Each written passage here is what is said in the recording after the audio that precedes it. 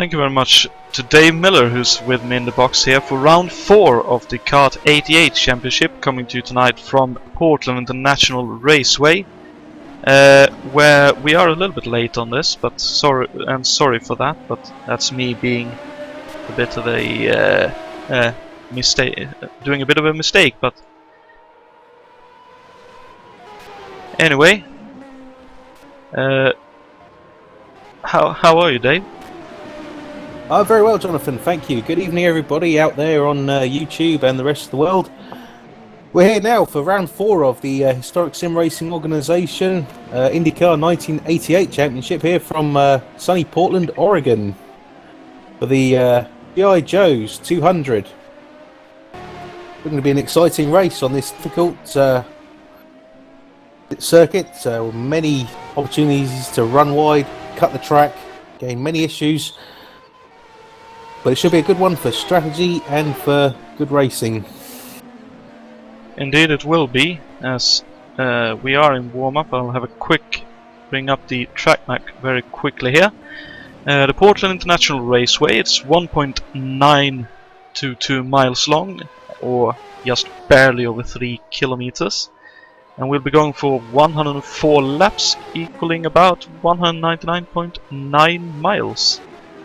And as we were talking about before Dave realized we're not live, David Yates was with us earlier and telling us that the Cosworths, which is in the middle of the fuel consumption of the engines, are getting about 4.4 liters a lap around here, which will be about 35 laps, and taking into account the formation lap, that'll be 4 stints. So we're sure to have very good racing and possibly some fuel saving along the way. There's a lot of potential for very strategic work with fuel here. My own personal testing, I ran 3.5 litres a lap, but that was nowhere near full boost. So there could be a lot of variety here. You can run full boost and run fast lap times, but need to make an extra stop. Or you could run less boost and go for the long runs. But at the same time, this is a difficult circuit. Although it looks simple on paper, it's very narrow, there's a lot of difficult corners, and they're all just waiting to catch you out. They sure are, and looking quickly at the championship table before we go for a lap with one of our drivers tonight.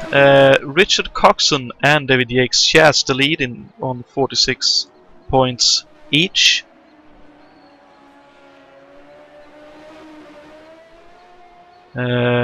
Grant Riddle lines up 3rd. Thiago Canola is 4th on 26, and Martin Lacina rounds out the top 5 with 20 after having sat out the most recent round. And in terms of qualifying, Grant Riddle took pole position with Austin Johnson 2nd and Thiago Canola 3rd. And I believe our championship contenders of David Yates and Richard Coxon qualified 4th and 5th respectively. So we're sure to have a lot of close racing here tonight. Let's see, it looks like Richard Wilkes are heading on for a lap here, so let's see if I can bring up the race here. There we are. Just heading into turn 1, 2, 3 here, the chicane with very high curves, which can easily catch you out.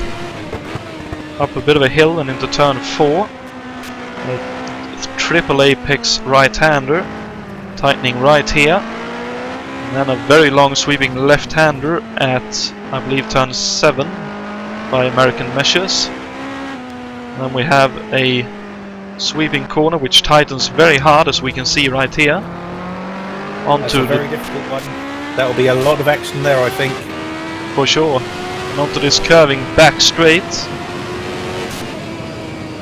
as Richard backs off, but they'll be at top speed here, somewhere around 220 miles an hour, I expect. 12.5 thousand revs in the Cosworths, and that's onto the front straight, and that's a lap of Portland International Raceway.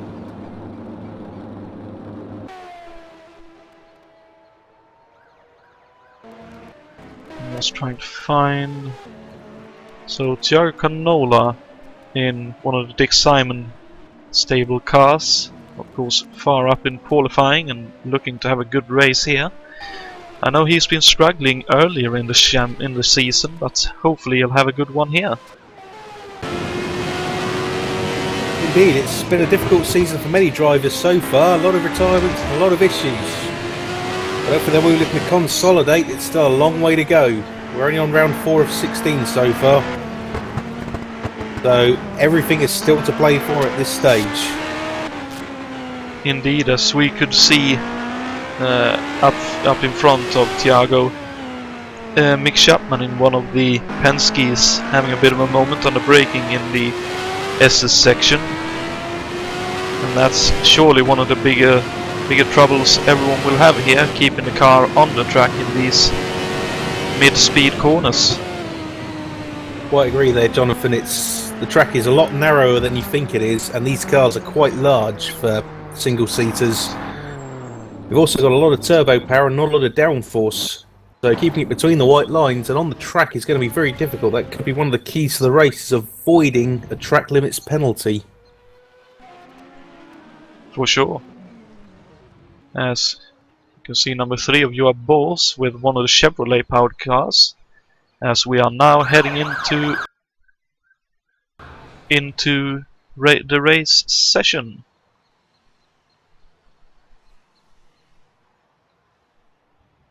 Just seeing, there we are. Let's get a bit of a side shot going here. There we are.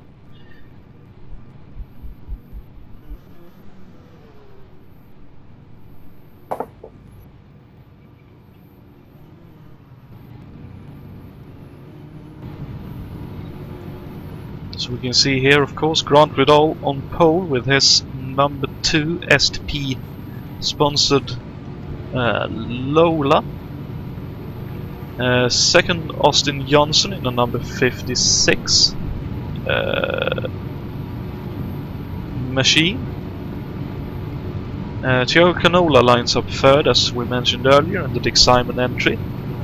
True Sports Budweiser sponsorship for Richard Coxon in 4th on the grid. 5th, David Yates in the Hemmelgarn car. 6th for David Junt in the Rainer Racing machine. 7th for Richard Wilkson, the second of the Dick Simon racing cars. 8th is Brian Yannick in the Arciero Racing. I believe that's one of the Dick Simon stable cars. Peter Lavach lines up 9th in the Machinists Union car, and Martin Lassina in the 3rd of the Dick Simon cars, I believe, in 10th. Ray Riddell is 11th in the Patrick Racing machine, with 12th for Jan Kowalski in the AJ Foyt entry. 13th is Raul Jareb in the Doug Shearson racing car, and Jason Whited drives the number 24 Toshiba sponsored Leader Card racing car. Joa Bors lines up 15th for Gallus, and for Penske, Alberto Ibanez lines up 16th. David Saber is 17th for Newman Haas, and 18th for Adam Hackman in the Krakow machine. And 19th is Jason White in the second of the Hemmelgarn racing cars. And rounding out the top 20 is Jason Fitch in the Curb Racing Skoal Bandit car, probably the car to be expected to be the quickest of everyone looking at the sponsorship. 21st is the second of the Machinists Union Racing cars, with Gerard Rion behind the wheel. Mick Chapman still in the pits in the Team Penske car in 22nd. So he'll be starting from the move now. So he'll be starting from the pits, unfortunately. 23rd is Francois Remen in a one-off drive for Bettenhausen. 24th is Michael Griffiths, also on a one-off for the Alex Morales Motorsports Jiffy's sponsored car. 24th is Bruno Chacon, and 26th. At the starts there, Jonathan. Oh dearie me! It's come together with Grant Riddell on the line. Oh no! Big accident. So Grant Riddell, I believe that's someone else was straight lining the chicane. That's Raul Jareb. Oh dearie me, that's not good. Austin Johnson is out already. Bruno Chacon is at the back of the grid, and Mick Chapman is still waiting to be able to leave. So we have Bruno Chacon involved, I believe, Michael Griffiths, Lucas Vidra, François Remen, Raoul Rebin 20th, so he should retake a position. Grant Widall going around, looks like he has a puncture to the left rear, if not suspension damage as well. We'll actually see if we can catch what happened. And quite crucially there, Jonathan, that's Austin Johnson has parked his car. He's out of the race on before he's even taken the first corner. It's incredibly unfortunate for him. Oh dearie me, they came together. Wow! How did that happen? They just came together on the straight line. That's I can't fathom how that would even be possible. My god, okay, so we're on the yellow here. With David Yates in the lead. That's a very strange incident between those two there. They both seem to go for the same bit of road, but neither seems to be aware of the other. Very strange incident indeed. I'm not sure how that would have happened, but I noticed that the one taking the biggest advantage of that is Brian Yannick, up into second position from 12th on the grid.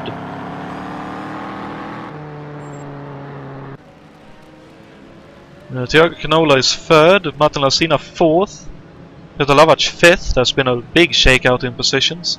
Richard Coxon is sixth. 7th is Ray Riddle, 8th for Richard Wilkes, 9th for Junt, and you have Boas in 10th. Let's see, who has lost a lot of positions? There must be more than Austin and Grant. Well, Mick Chapman is of course a lap down already, unfortunately for him, and Grant Riddle is still in the pits for repairs. Austin Johnson, of course, very unfortunately out of the race in the opening lap. Deary me. Well, we were expecting some serious action, but I wouldn't have expected it so early. Oh, what's also interesting here, Jonathan, going back to David Jakes' points before the race started, is how will this play into the fuel strategy? Potentially there's some big savings as we go back to green flag racing, only 2 laps, so probably won't make a big difference. As they get underway, the turbos whine, they come down towards the chicane for the first racing lap. First time in proper anger, and it looks like Brian is already dropping back. Canola up into second. Or possibly Brian... Oh, yes! Yates has outbroke himself, loses first position to Canola, so Canola up into first. Well, that's probably... through the first swing. Yeah, that's probably the easiest lead Thiago has taken in quite a while. So Canola in the Dick Simon Racing entry up into first position.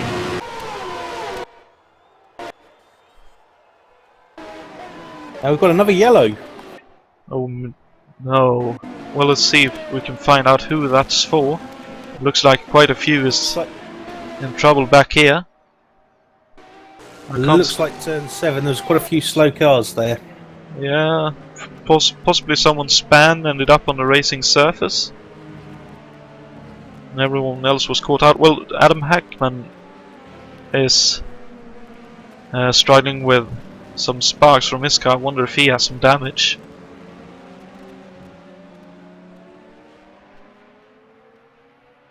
Presumably not, since he's continuing.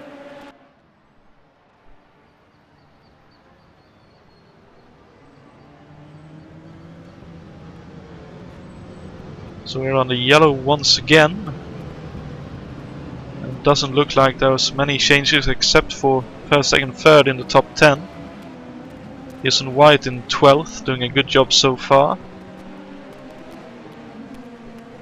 The man got 7 positions.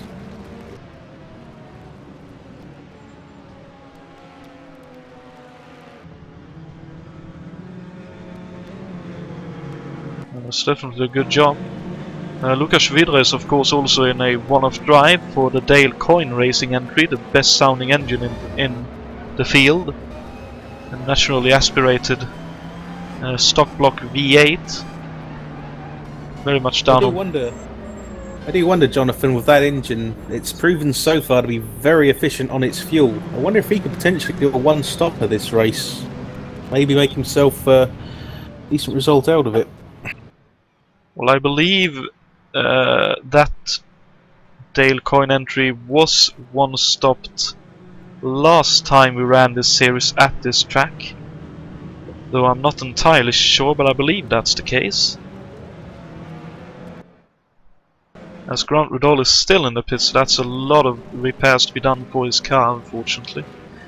Jason Fitch, 23rd. Porsche running still in 22nd. That's nice that the engine has held up so far, considering it's known to be a little bit of a troublesome baby to be nursing. I did notice Lukas Vidra is heading into the pits for a pit stop. That's looking unfortunate. Looks like his pit stall is in the same spot as Grant Rudol.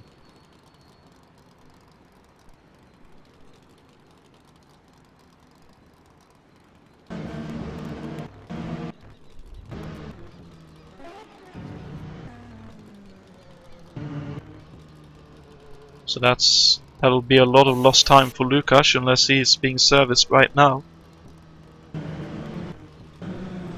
Really hope he gets serviced without too much trouble.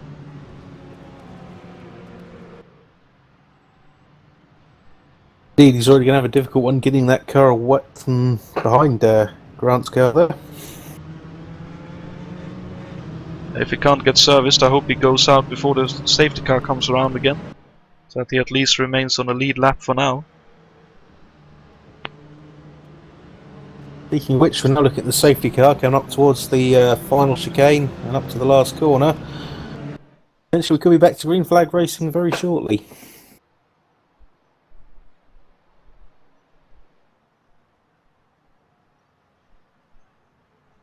We'll know in a moment's time.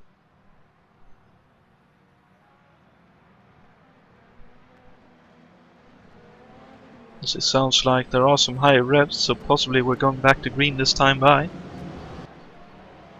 We are indeed. And we are. There goes the safety car. Oh dear me! Oh, that wasn't a great start for Canola. So David Yates is trying to take the lead. Oh, going around outside for Canola. What a retaining of his position. Excellent move there by the Brazilian. Forces the issue around the outside. As they come up towards the turn 6, turn 7. Jakes looks a bit too far away to make a move at this point. There's a long way still to go. There is indeed, and unfortunately Lukas Vidra has ended up a lap down. But hopefully he'll be able to still have a good race, as I can see Alberto Banez in the Penske running a little bit wide and further back in the pack. But everyone hopefully will get a full lap of action going here and be able to get into a groove.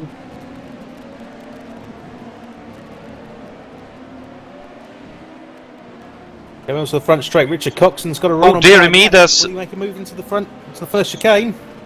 I'm not sure, but... Side by side. François Armen has a moment. Let's see. And Yannick holds Coxon off through the chicane. But now he's got Marta Lucena all over the back of Coxon.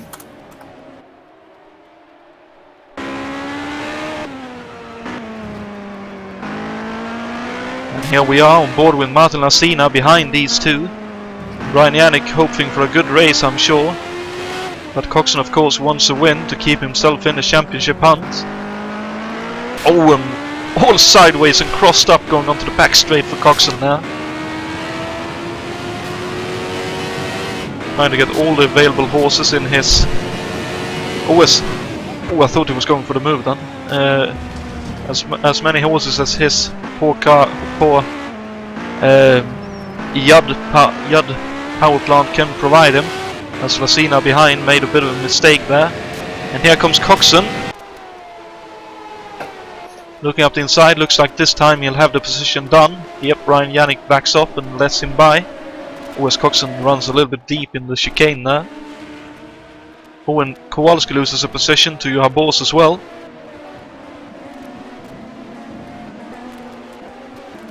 Jason White now in 13th, so he's lost 1 position since the restart. Battery Bunyeth looking to try and get the better of him. So a couple of battle packs forming by the looks of things.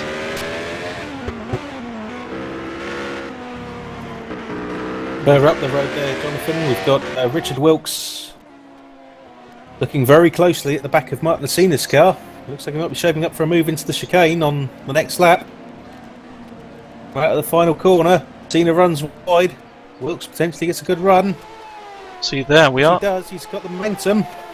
Ducks out to the left. And he's through.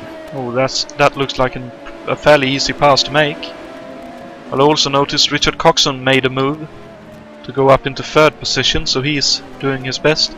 Unfortunately, Francois Remen retired after his spin. Oh, I believe that might have been a bit of contact between Wilkes and Lucina into turn 6 there. That's the scene looking to counter-attack, but he's got to be careful because David Yunt's right behind him as well. Indeed, and Wilkes gets a great run onto the back straight there.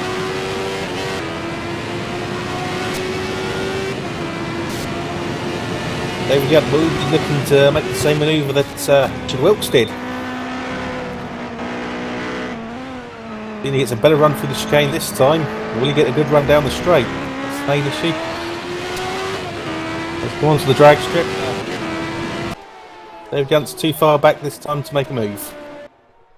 Yep, and Thiago Canola has gotten away massively here. He's got a 2.5 second advantage over David Yates in 2nd, Coxon up to 3rd, of course, Lavach 4th.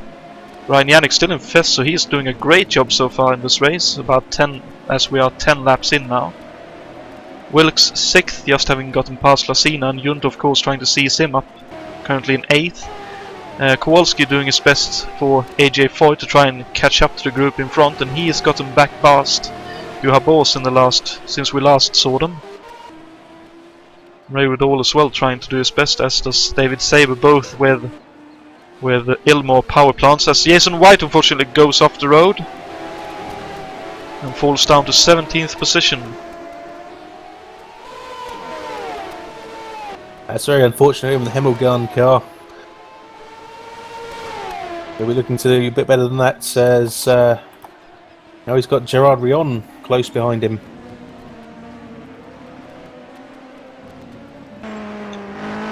Yep, surely trying to find a chance, but Rion has a very bad run there. But I notice up ahead we have Grant Riddle trying to unlap himself from Raoul Yereb. I believe that's at least tried to unlapping himself. He's certainly quicker, but that's one of the downs. He lost at least a full lap on the field. If he wants to get a decent result, he's going to need to pass everyone and then pass them all again. I believe he's 3 or 4 laps down to the leader. The troublesome thing for him is that it's not easy to pass around here, as Raoul Yereb is really having to work for it. But here comes Grant round outside, really squirrely. Raoul holding on for now.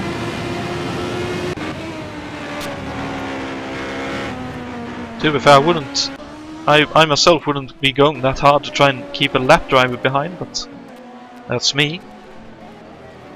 Brian Yannick actually closing in on Peter Lavach just a little bit up in front, as Coxon has also closed in on David Yates, so the 2 championship contenders soon to be running nose to tail. And Junt has also made his way past Lucina, and now Junt is on the attack on Richard Wilkes. He's right on the gearbox as they come down the back straight away towards the final chicane. But I tell you what, that black machine has some mumbos in a straight line.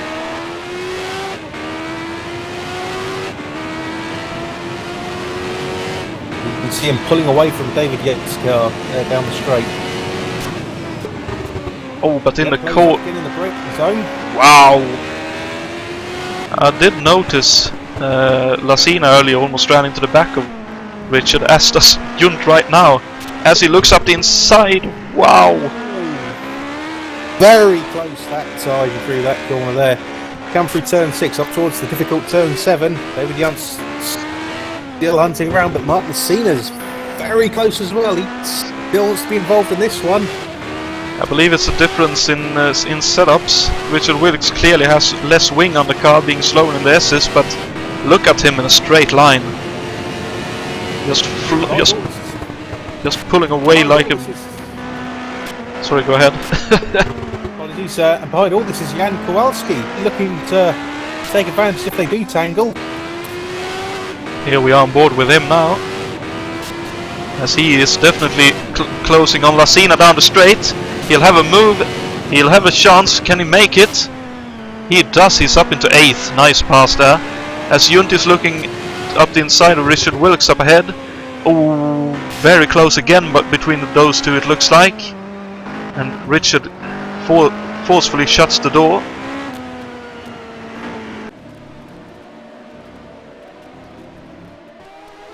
And of course, that Renault machine that David Junt is currently racing was driven by Grant Ridol to second in the championship back in 2016?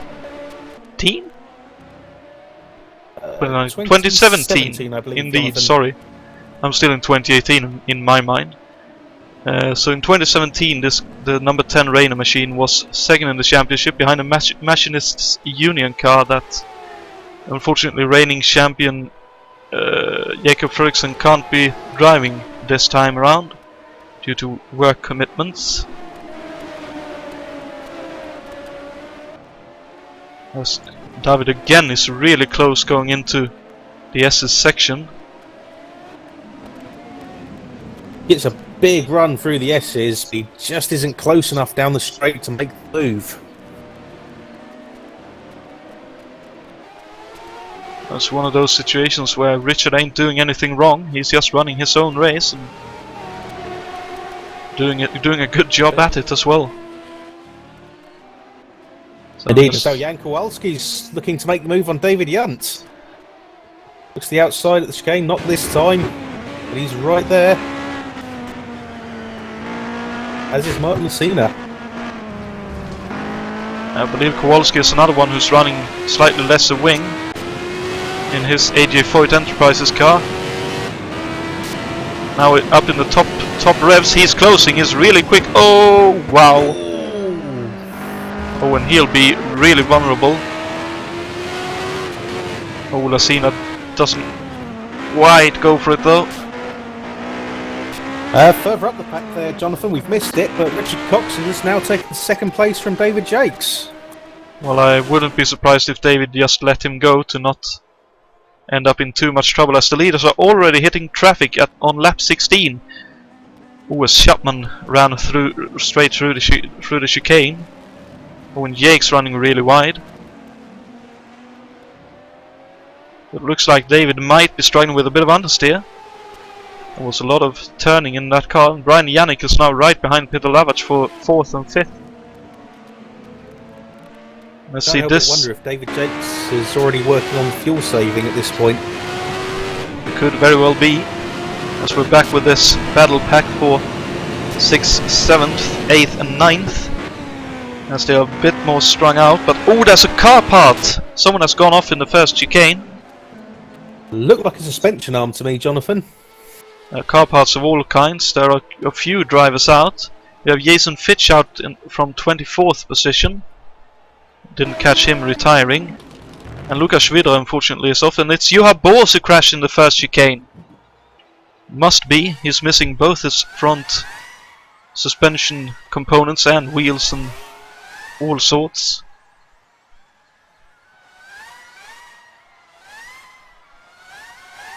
That must have happened a couple of laps ago.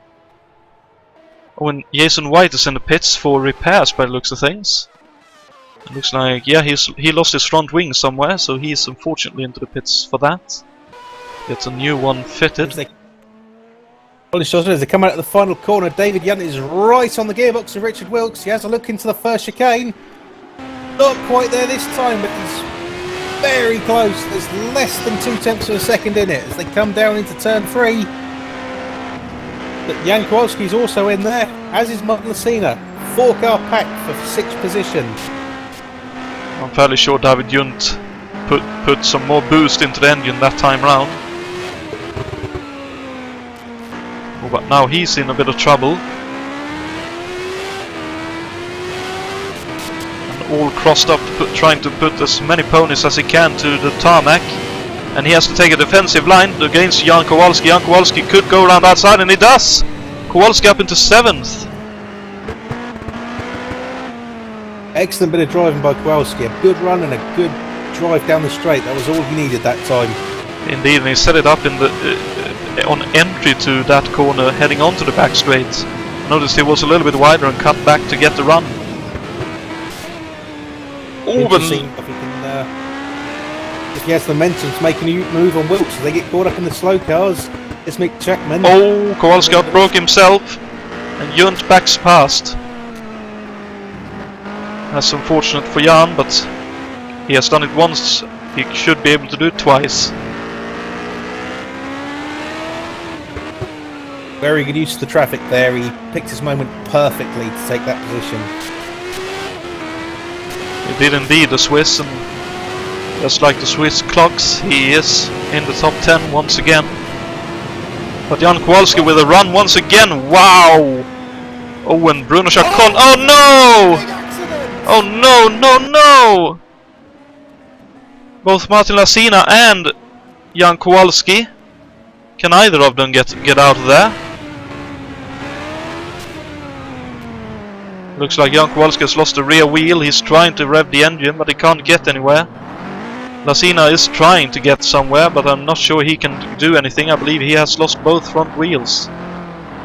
He's lost a front wheel, the front wing. Left front's intact, but that's a very second-hand looking car now. That was extremely unfortunate for both drivers, and Jan Kowalski gets out of the car and he's out of the race. Oh, dear me. And that was shaping up to be an excellent battle. As Lasina makes it into his pit box and the crew go to work, but I don't know if they'll be able to get that car back out again. Oh, I believe it was because of the lapped car. The 3 in front broke more than what Lasina thought he would have to, and he did try at the last moment to get out of it and not hit Jan Kowalski, but unfortunately couldn't avoid the AJ Foyt entry, and as you mentioned, Jan is unfortunately out of this race. And Brian Yannick as well is up to 4th in the meantime, doing a great job this time around for the Alciero Racing. I believe he started outside the top 10 and is now up into 4th.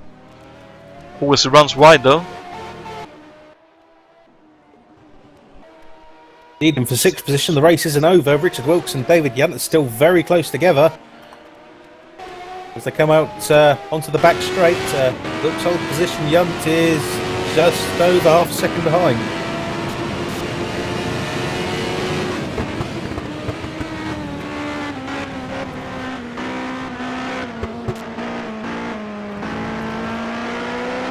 Further back on the field, David Saber's doing quite well in 9th position. He's made up 8th position so far. He's hanging on, keeping it consistent. Christian White is not far behind. Indeed, and Jason, of course, one of the by now staple drivers here at HSO, partaking in the last 4 or 5 years of HSO racing, especially the Americas side of the racing. And doing a great job at it. Indeed, and back to the battle for 6th position. David Junt's looking all over the back of Richard Wilkes' car. As they come out again onto the back straight, Wilkes just seems to get a much drive onto the straight sections of the track, and Junt just can't live with him. Just can't get close enough to make that move. Indeed, and of course with Richard Wilkes, I believe, running slightly lesser wing as well. Once he gets some speed into it, he'll just continue to pull ahead. Lestaude, of course, runs boost very close to breaking point. as Jason White comes out of the pits. So unfortunately quite a long repair for him. I wonder if he may have gotten involved with Juha Boos, and that's why he had to repair. Oh, as David Junt looks up the inside! Oh, and he takes the position! What a move!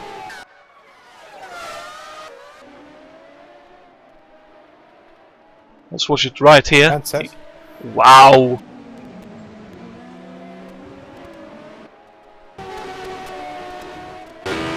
That's probably one of the best moves I've seen in Portland for many years.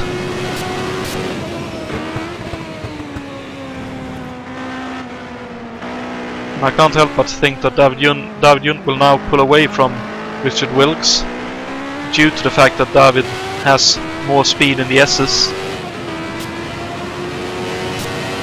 I'd agree there. He's already got almost a second over Wilkes, but he's closing the gap down the straight. I think you're right. Wilkes is definitely running a very slick car. Junt pulls away in the corners, but Wilkes makes up nearly 4 tenths of a second just down the straight alone. Well, I wouldn't be surprised if Richard puts just a bit more wing in the car during one of the stops. Try and get a bit more speed in the S's. As White is still right behind David Saber for 9th and 10th. And Alberto Ibanez as well for Penske in 11th. Doing a very good job. Oh, as I say that, he runs a little bit wide. Raul Jereb has a bit of a chance at it, but can't quite get up the inside. So my apologies, Alberto. I'll try to not talk about you much more. You know that's a dangerous thing to do, Jonathan. Indeed. And your good friend Michael is still in the race as well. Michael Griffiths in this one-off drive for Yiffim Machine. Alex Morales Motorsports, 15th at the moment. Seemingly struggling. So far, so good. Yeah. Up 9 positions so far, just running nice and sensibly at his own pace. Potentially a good strategy in these kind of races. It certainly is.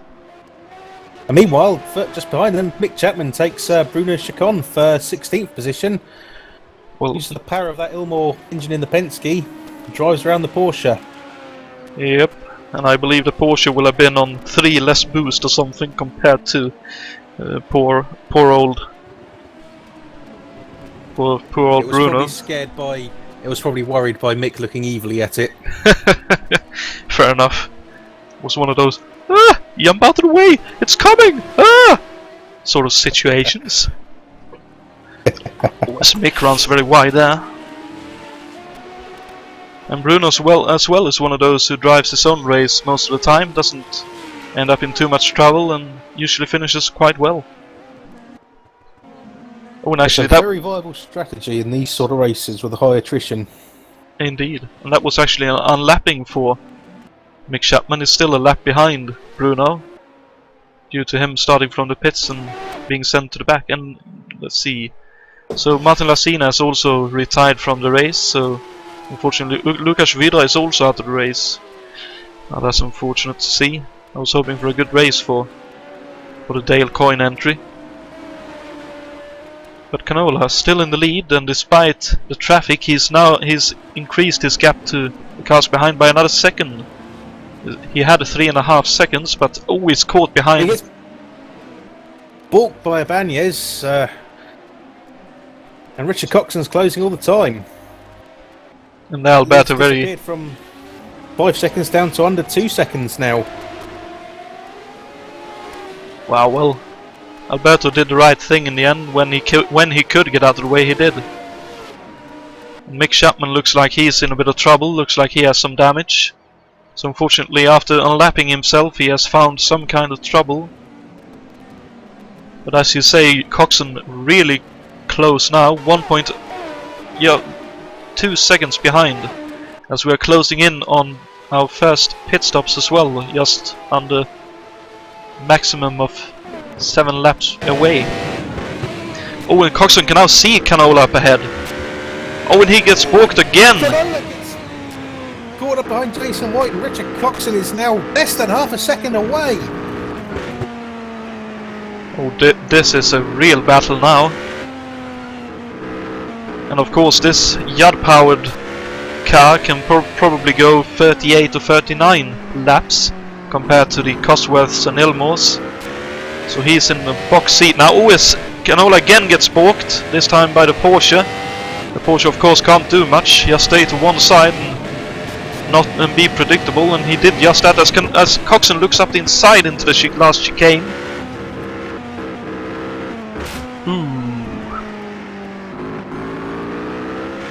I wouldn't want to be in Canola's shoes at the moment.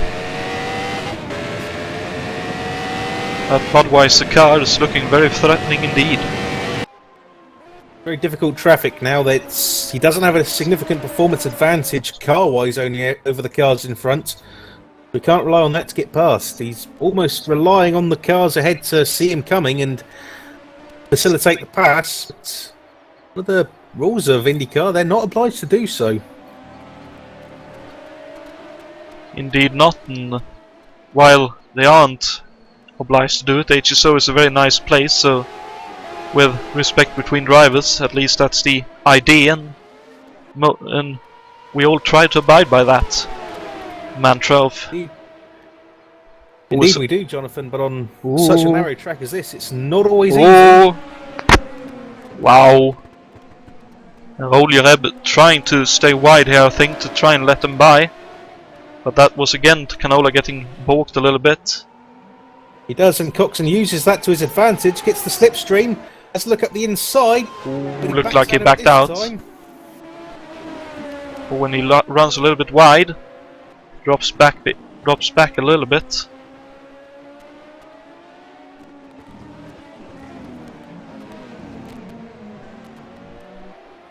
Oh, that was some hectic couple of laps.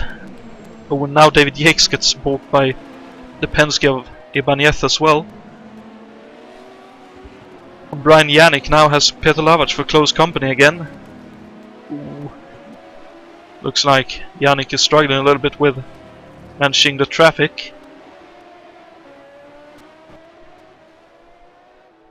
Looks like it's mainly the top 7 or 8 drivers who are on the lead lap or thereabout.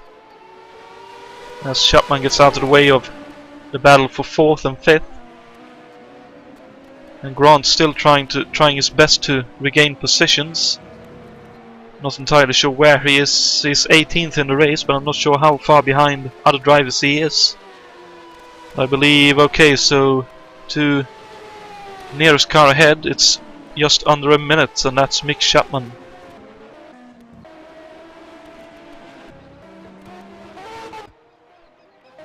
And I noticed, yeah, White was in top 10. A little bit off song at the moment, but here we can see it's still about the same gap. So let's go back to the battle between Yannick and Lavac for 4th and 5th.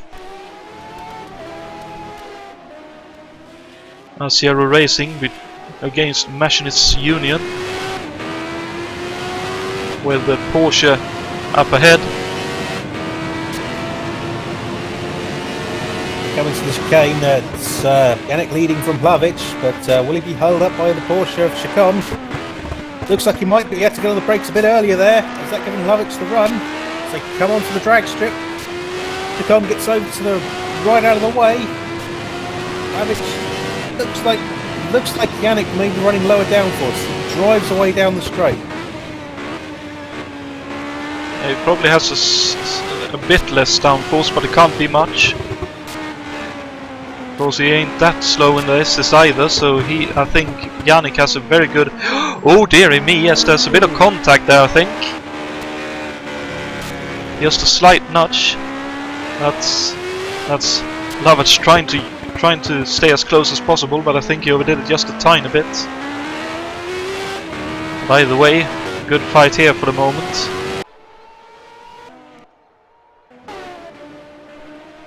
And Junt gets around Chapman, just having a quick look down the field.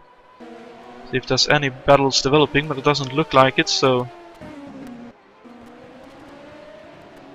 Doesn't look like it. Once again they go onto the front straight away, and Yannick again is just able to eke out just that little bit over Hlavic. It's not a lot, but it's enough to keep him ahead. But Lavich gets a good run through the chicane that time. We'll be able to make a move through the S's. Who is trying, he's on for a bit of a cutback, but not close enough. Yannick just doing enough to stay ahead in the S's. He doesn't need to do any defensive driving, he just needs to drive his line. He's good to go. On a good, wide, nice line to get on the power early for the back straight as well, to retain his advantage. It looks like the car in front, I thought that was a pit stop, but it's not. But there's 14 seconds up to the car in front for them in this fight.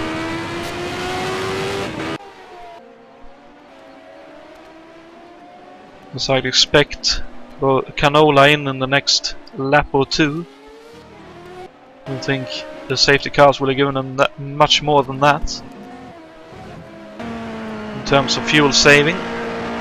As Lavich again gets right up behind. Oh, and I thought he was going to go up the inside there.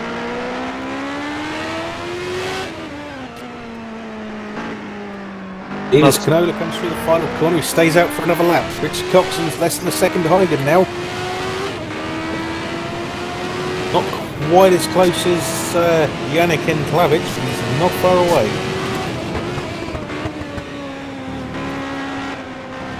I'm just currently enjoying the whine from the turbo as it spools down when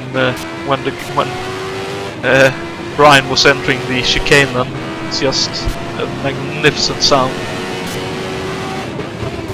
They are fantastic engines, Jonathan. Listen to the Cosworths, you get that almost DFV howl, still with turbo chatter. It's fantastic to listen to. Oh no! As T goes up the inside, does Lavich. There was a bit of contact. Lavich backs off and lets Brian retake the position. So a bit of contact there, but no real foul play, I don't think. They just came together and they sorted it out. Coxon's into the pits. Oh wow! Ahead of the first watt cooler. Wow, ahead of the others. That's interesting. But yes, I was going to say the DF. X, I believe the engine is for the Cosworths here, was based on the F1 engine of the day, so I believe that is the DFV engine it's based upon. It is based off the DFV, the possibly one of the most ubiquitous racing engines of all time, seen in many a car over the years from 1967, and variants of it still in use in the 90s in frontline F1. Indeed. As Richard Coxon comes back out of the pits in 6th position, just behind David Yunt. And having just a bit of a sideways moment in the S's, still trying to get the tyres up to temperature.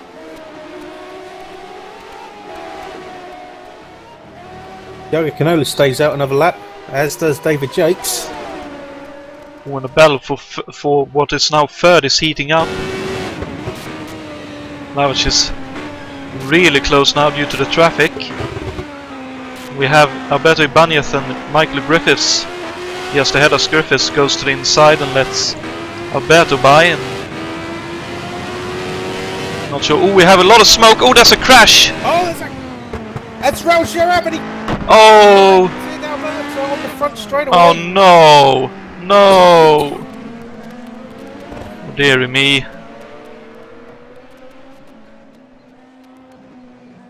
And there's a yellow flag for this one.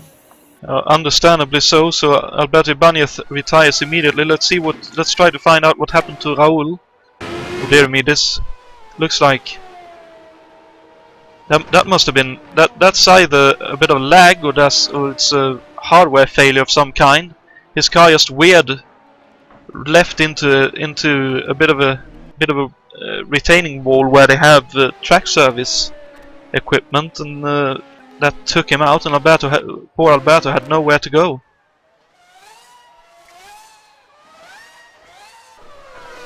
Yeah, that was a very strange one. I think you might be right there. That looks like some kind of hardware failure for Raul. Most unfortunate for him, and also for Alberto, who was completely the innocent party in that one. I believe Alberto picked up some damage from one of the wheels that broke off just before, but either way he had nowhere to go there. Really unfortunate.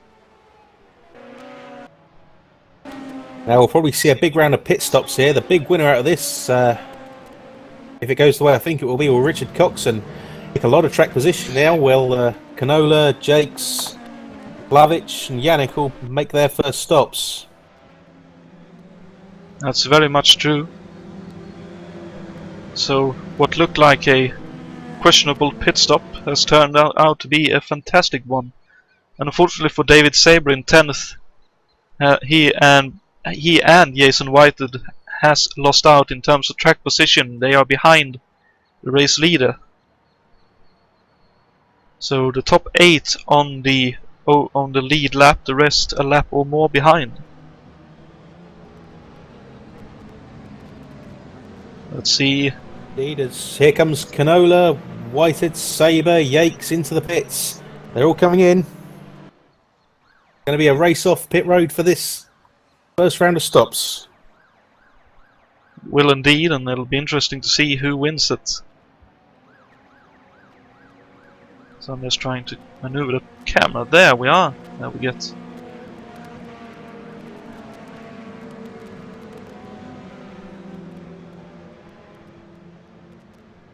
Most of it. Oh, as David Sabre has a drive-through. I wonder if he will have sped or something, or possibly passed a car out on track. But Jason Whitehead wins the race off pit lane. David Yakes was second out of the pits. Nola looks to be third out. Then there's Brian Yannick, David Junt, Peter Lavach pretty late out, Richard Wilkes as well. Here comes Ray Riddle. Last car on the lead lap. Jason Whitehead was the first car off pit lane, but I believe he was either a lap down or we will be served a drive-through penalty. So David Jakes in second place now. Charlie Canola is third. He dropped behind Yakes and stops. Yep, Jason Whitehead was indeed a lap down. Oh, and this will be troublesome for everyone here.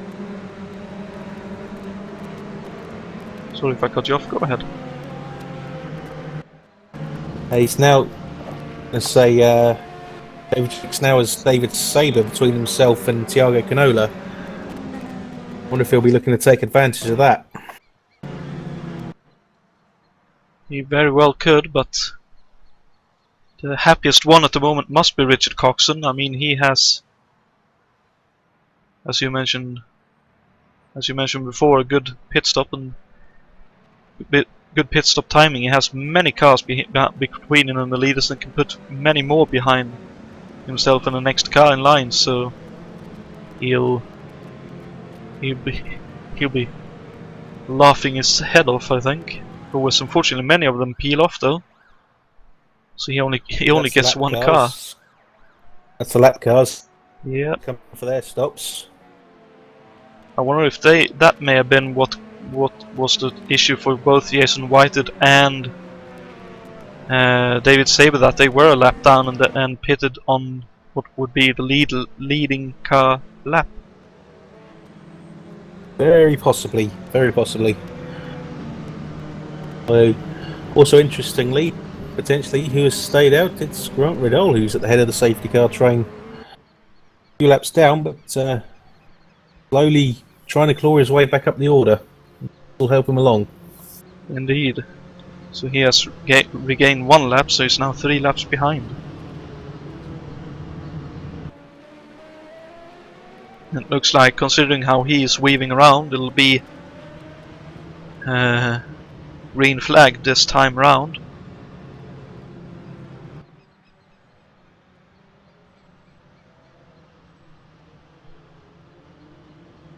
What's up there is Jason White in between Richard Coxon and David Yakes. Yeah, Jason of course in for repairs 20 odd laps ago, and he dropped quite a bit back. He's 7 laps down, but as long as he keeps running he could very well score some points here tonight, and I think that'll be very, very well deserved if he if he does score points. Let's see, now looks like they are preparing for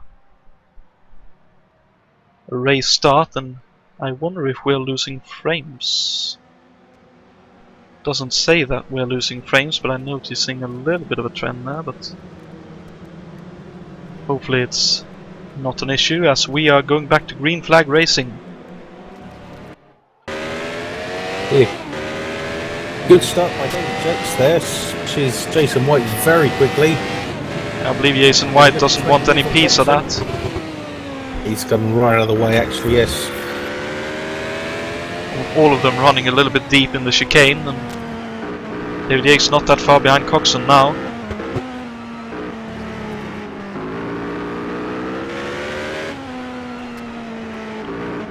There's David Yunt looking all over the back of Brian Yannick as they come through towards turn 7. Up towards the back straight.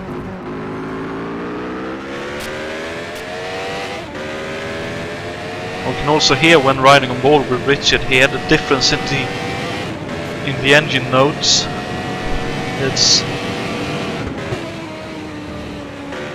It sounds a bit bulkier, but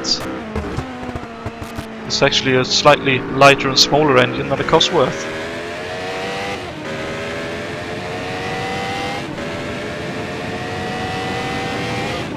David Jakes closing in. Wouldn't be surprised if he goes for it next time by. He's looking a bit further back. Ryan Yannick is running third at the moment with Yunt behind and then Canola. So I think Brian is really enjoying himself right here.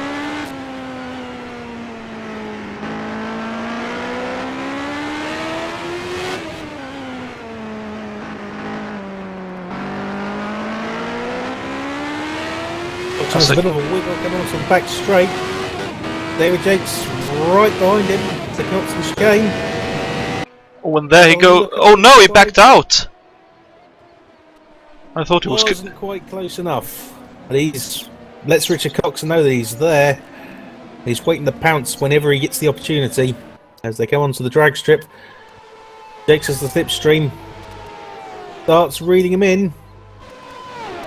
Not quite close enough for this lap. He's right there. Really sideways, and Yunt goes up to third.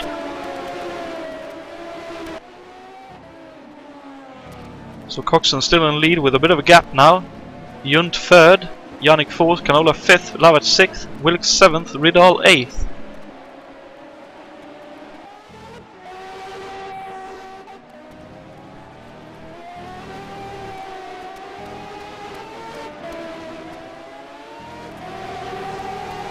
Brian, I believe, Yannick that is, has a better car when some of the fuel burns off, because now he's under a lot of pressure here.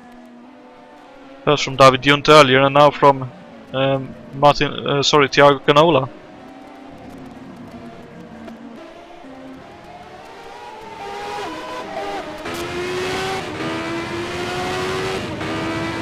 And here's Canola having a look down the straight. Yannick has looks like a slightly poor gear change, but Canola doesn't get it past him this time. Oh, we tried for a run, but couldn't quite make it work.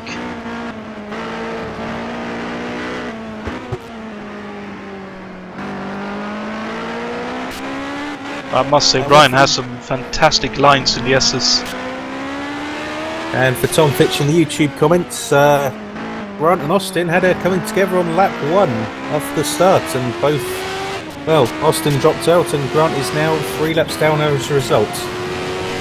3 laps down in 16th, so he's 1 position out of scoring 1 point. I believe points goes down to 15th. As David Jakes is running wide up ahead, so he's down to 3rd. So whatever happened there? Still, but Yunt's now in 2nd position as he goes past the back marker of Michael Griffiths. And Richard Coxon's pulled out a 4-second lead. Jakes ran really wide. Very close between Canola and Griffiths there in the chicane.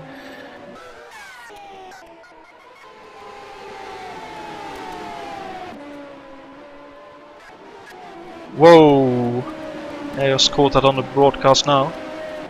Dear me, that looked scary.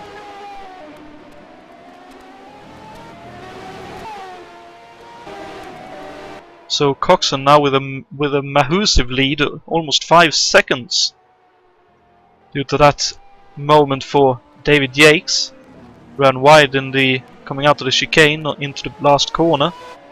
Got all crossed up, but he was able to hold on to it and keep the engine running. Now working to try and get back to David Junt and get up into back up into second.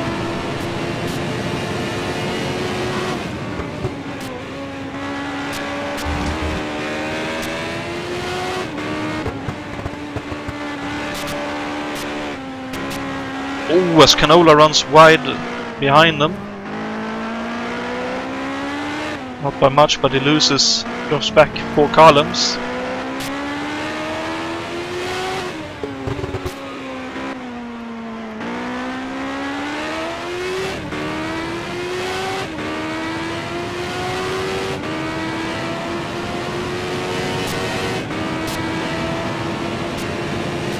Jake's on hunt for retaking his second position as they come into the final chicane.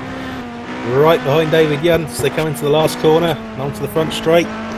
Will he get the run this time? Well, he's certainly early on the power. Yep, he'll have the run. The question is if it's good enough. Oh, David actually backed out of that. Was on board with him. He dropped a few revs to let David Yates past. Could well be a smart bit of driving there. He'll know that if he fights Yates too hard, he'll just delay himself and everyone else, and that'll allow Richard Coxon to get away. Yep, and Lowach has had a bit of a moment behind. He's now behind Richard Wilkes in 7th. So Richard Wilkes, not a quiet race, but staying inside the top 10. And so far not involved in any kind of trouble whatsoever.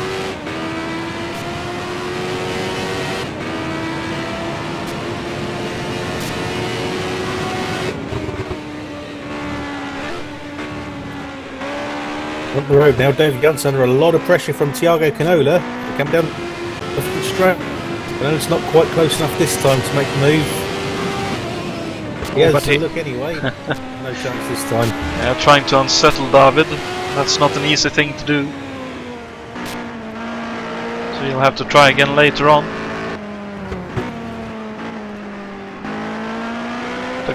But some great racing here.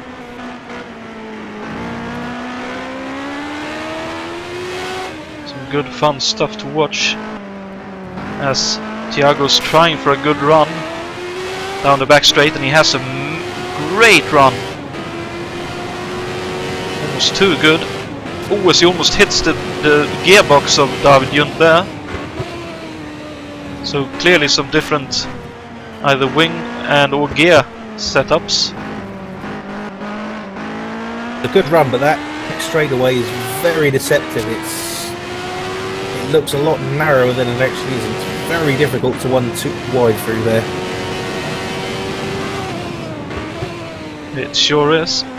As we're closing in on half distance, 3 laps away.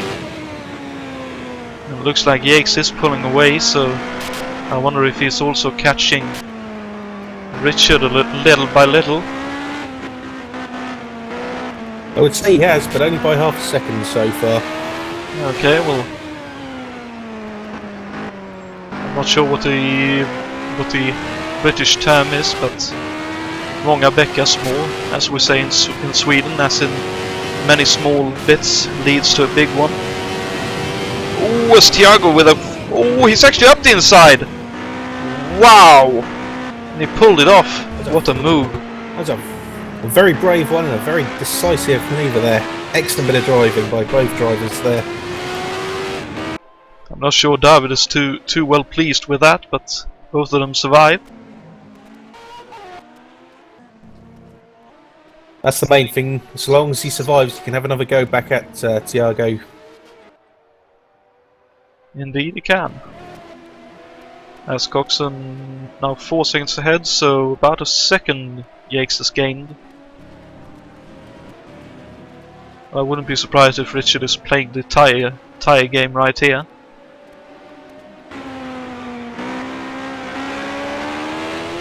Of course, the other factor in all this is at any time we could have another safety car, and that would really mix things up again. Quite so.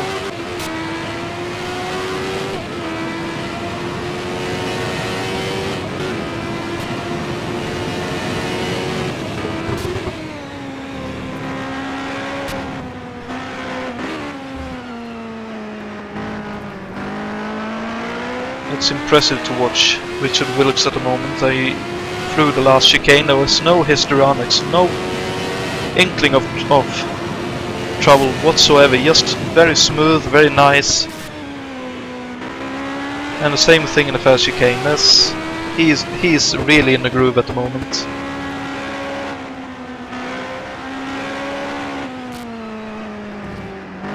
I'm just making good use of the suspension camera on the right rear suspension mounting to give us an idea of how the car is working.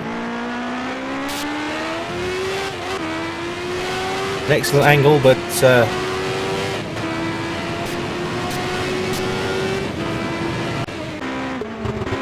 going to a slightly more settled part of the race, but still relative, it's not that settled.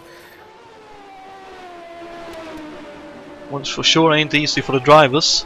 As David Yates mentioned, the track eats tires, and everyone will shortly be feeling some kind of lesser performance from their tires as they wear away yet again. But as we're in a slightly calmer area of the race, Portland International Raceway was back in the 1940s a housing area for people in Vanport, or the area was called Vanport, a lowland in the city of Portland, where people who made munitions and other military supplies for World War II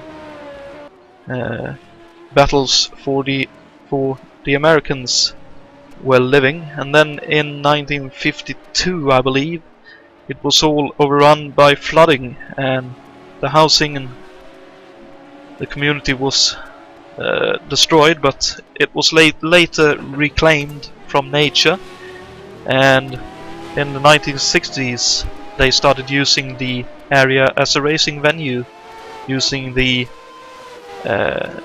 city streets of the area as the racing circuit. And later in the 1970s, 1971, they created more or less what we're seeing right here. It's an unusual one. Usually it's racetracks that are cleared for housing developments, though this one in slightly unfortunate circumstances. But munitions very close to a major US naval base of the time, so it would make sense for it to have that function. Indeed. And of course nowadays there is a museum, I believe up at the west end here, or north end, just by those motorhomes a little bit further away. There is a museum nowadays of both for the racing area and the Vanport city or neighborhood, with pictures and memorabilia from years gone by.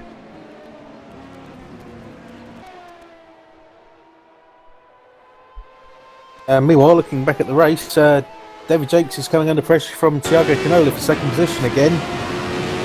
Well, they're both slowly but surely reeling in Richard Coxon in the lead. The gap's now 3.5 seconds, so over the last few laps, Yates has closed up another half second.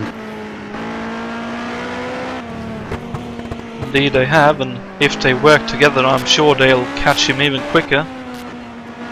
As always in sports where speed is concerned, Two of anything breaking the air will go quicker than one. Certainly so, and doesn't look like Thiago's making any threatening moves like this time, so that may well be what's on his mind.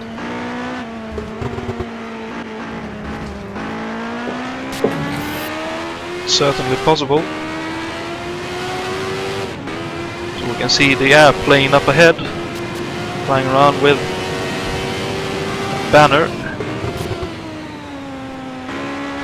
While I don't enjoy flying, I would expect them to have a great view of the action.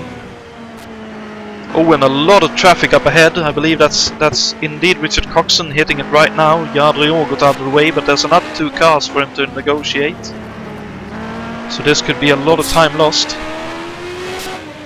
Jason White gets out of the way, and Grant Riddell, who's desperately trying to make his laps back at this time. Wow, Riddell is not very fast in a straight line, but he's still running, and that's a very good job indeed. These cars ain't easy around here. As Jason White now is the next one for David Yates and Thiago Canola to negotiate, and there we go. Jason White goes to the inside on the start-finish straight, very nicely gets out of the way. Looking at the time of the screen, so that was another half a second made up by Yates and Canola there. They gradually boxing in. Yep, but now Canola had a run, and Yates felt the need to go defensive, so Coxon will have gained just a little bit of time then.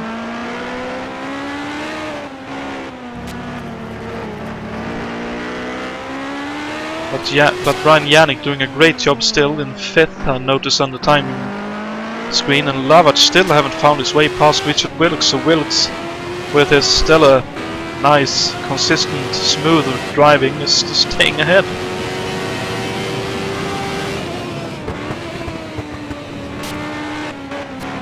As we again negotiate the final chicane.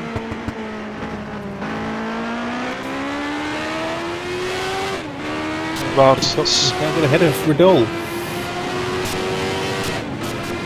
Puts another lap on him. Well, considering that, Riddell must be struggling with some kind of damage.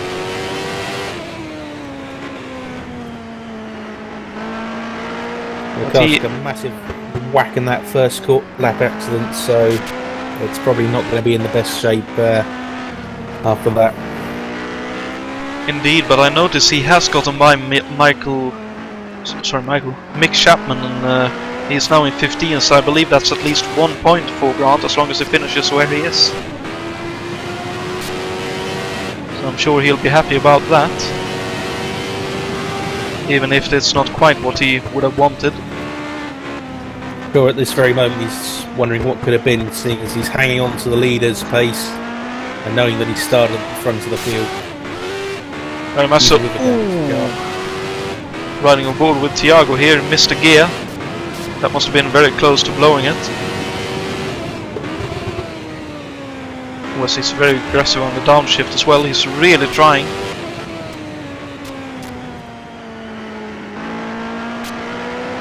I think Canola is probably one of the quickest cars in the field if he would have clear air. He reeled in David Yates like he was standing still right there. We saw him pull quite a big gap when he was leading the race and had clear track ahead of him. Now he's struggling with the dirty air of the cars ahead and all the traffic. He seems to be struggling just a little bit for pace. I'm sure if he can get past Yates... Whoa! As I say that, he does get past Yates as Yates just misses the chicane. Canola moves up into 2nd place. Sorry about my reaction, but that looked wild. That's not a problem, Jonatan. It was an interesting moment. As Canola gets past, now we will see what his pace in clear air will be. But Yates is still right behind him. Looks like David slightly missed the downshift and that locked up the rear wheels. That will have been a hard stopper for him. As Michael Griffiths up ahead runs off the track trying to get out of the way. Oh no, he spins as well. Hopefully he keeps the car running. And that we don't get a safety car. While it would bunch up the field, I'd rather see them go the whole distance like this and see who's actually the quickest out of them. And Griffith's back running. Looks like he's okay to keep it up.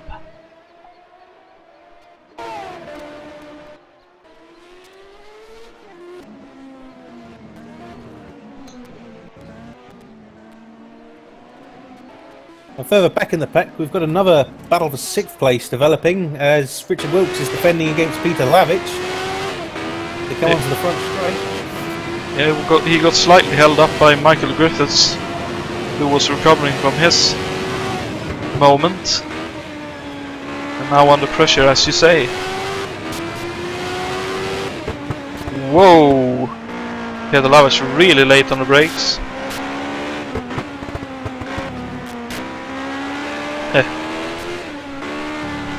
That's a very late braking there, but the track is so narrow it's very difficult to get alongside. Come out towards the back straight. And I'm having a bit of a laughing fit that exhaust blowback when he changes down a gear is bringing up some memories.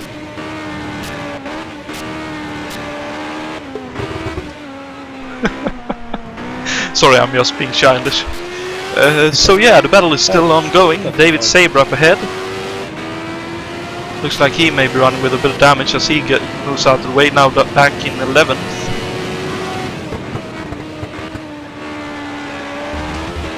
The work seems to have found himself just a little bit of breathing space now. How long that'll last for, we're not so sure. As Lavich is looking quite determined to make the move when he's close enough. And talking about close enough, it's only 2.2 seconds now. So Canola definitely quicker when he's got some clean air. And that car is looking very planted as he comes out of the final corner.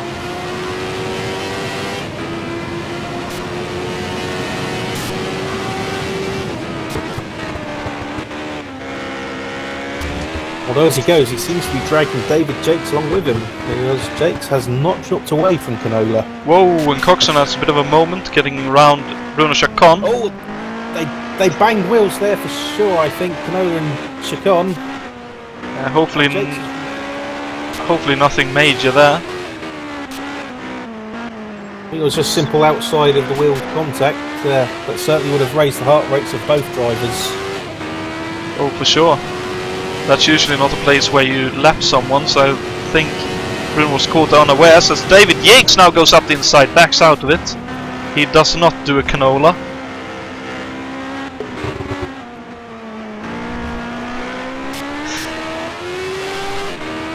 But all the time the gap to the leader, Coxon, is coming down. It's now just about 2 seconds.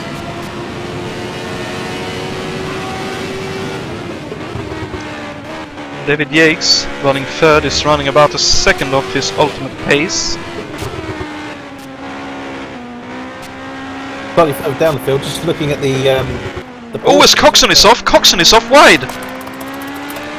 Oh dear me, he's rejoining. He's in third now. To Canola up into the lead. David Yates second and Coxon down to third. Whatever happened there? Not sure, I missed that one myself. Just a little bit too much speed going through the sweeping right-handers. Just put half a tire on the grass, and that was enough to pull him onto the grass and put him back into third. Oh, so easy to make that sort of mistake when you can see that gap visually disappearing behind you. You'll just push that a little bit too hard and mistakes happen. For sure. Steve Coxon can recover from it. I'm sure he will at least give it a red-hot try. Absolutely no doubt about that, as he's looking intently at the back of David Jakes' car as they come through the start another lap and come through the S's. We'll have to see if Canola can open the gap again now. I wouldn't be surprised if he does.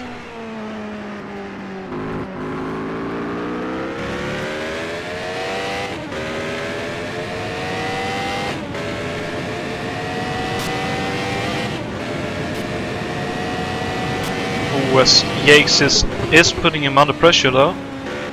Coxon now, I believe, cleaned his wheels enough to try and catch back up as well. Usually takes a lap or two for the tyres to get clean if you're completely off the road for a little bit.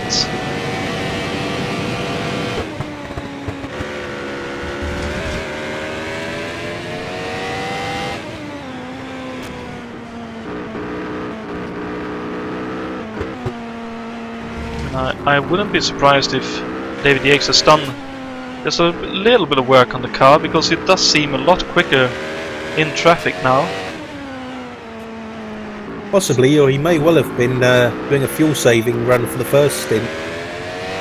As he did say, they were on full green flag running, they should have been exactly 2 stops, so he may have just gone that first stint on fuel save mode to make sure he could do it on 2 stops. Indeed.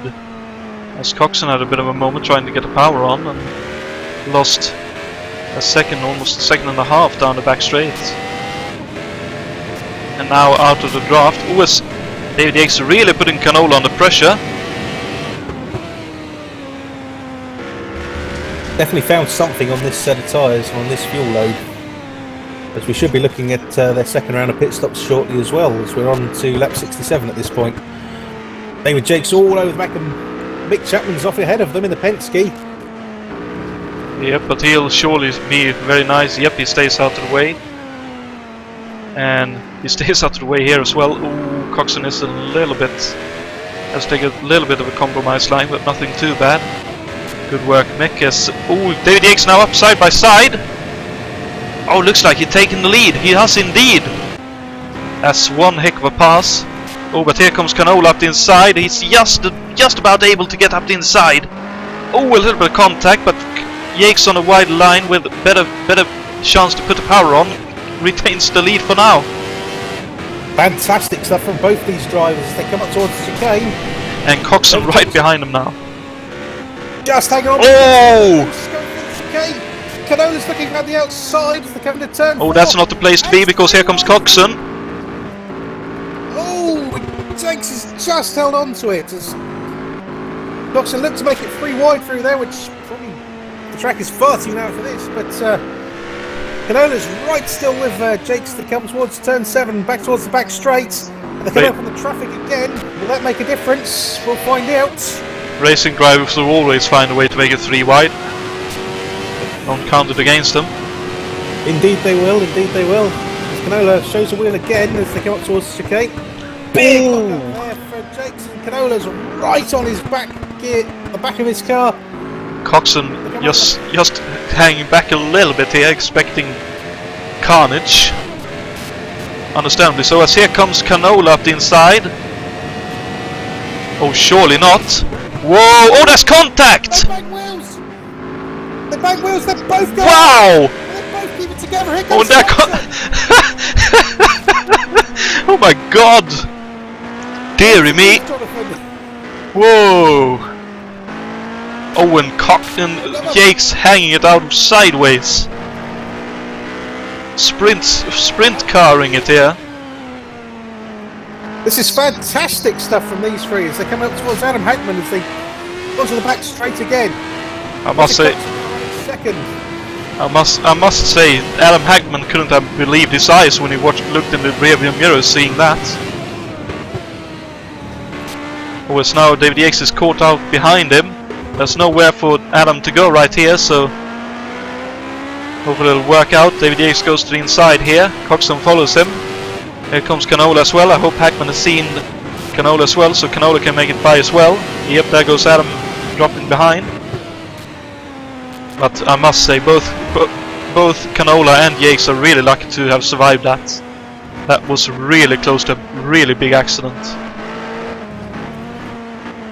Just a little bit too wide, too far to the right on either of those cars, and that would have been in the wall, but both held on to it and they're both still going. This is fantastic stuff.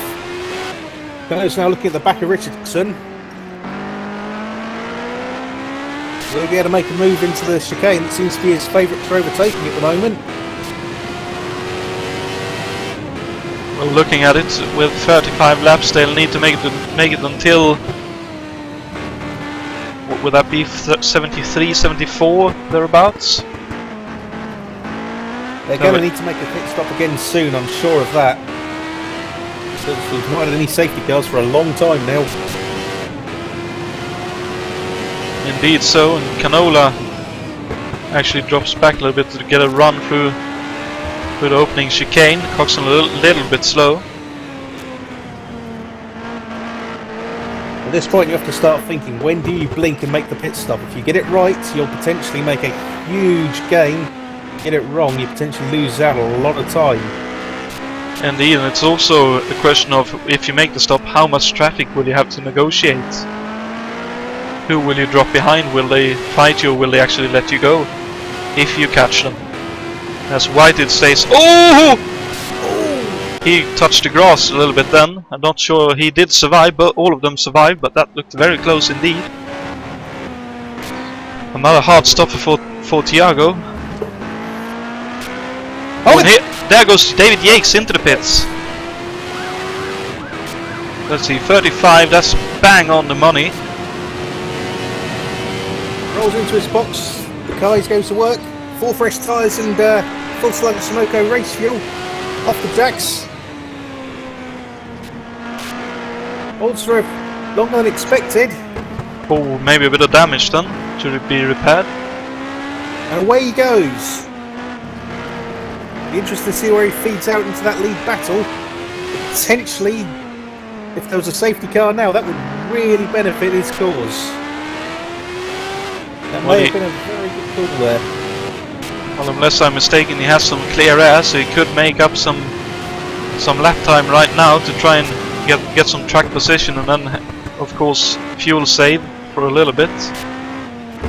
But if he wants to, I'm sure he could do just that, as both Coxon and Canola stays out for another lap. This is frantic stuff.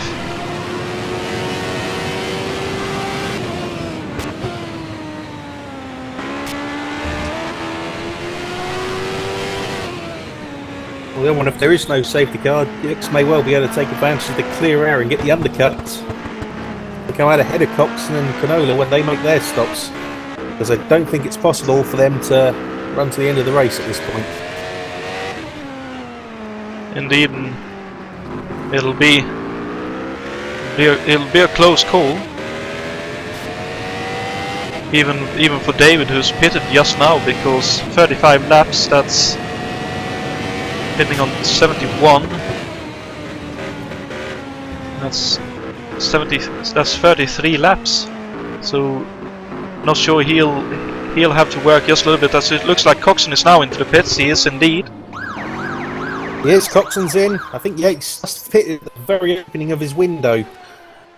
Indeed. Oh, very opening of the window where he could make it to the end. To be perfectly fair, as Jason Whited also follows Coxon in. So I'm staying with, actually, let's drop back and see there's David Yates. Let's see where he lines out compared to Coxon, who's in the pits. Yates comes out of the final corner now to the front straight. I believe that's Coxon coming out just ahead, so that's a good 5, 6, 7 seconds gain. It was indeed, that's Coxon, so that's 5, 6 seconds up the road is Coxon. It was a slow stop for Yates. I don't know why, but that certainly cost him a lot of time there. Going to need a big push now to make that up, or he's going to have to start praying to the safety car gods for some intervention here. Well, either one works, I suppose. I, for one, is hoping they end up three together again. Even though even though we may have a heart attack from that, it'll be good fun to watch.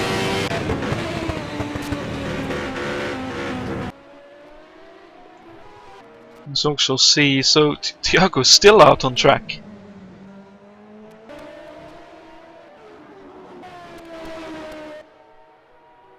As Richard gets by. Sorry, go ahead. Well, a potential dark horse here could still be David Young. He's running in second place at the moment. Second behind Thiago Canola at the moment. As we've just seen with David Yates, that could very quickly disappear in the pits. Very much so. But of course, David too has to make another stop. So I'd expect Richard Coxon to end up in the lead then, seeing as he had a good pit stop. But Thiago stays out another lap. I wonder how long he feels he can go, and of course, if he can, he will put in less fuel in the car. If I remember rightly, he stopped on around lap 38, so he must be close to his limit at this point.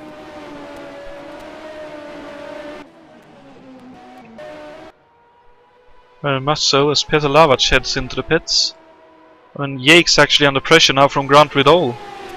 I wouldn't expect Grant to make a move or anything, seeing as he knows Yates is in the battle for the lead, but it's interesting to see that David can't pull away from him.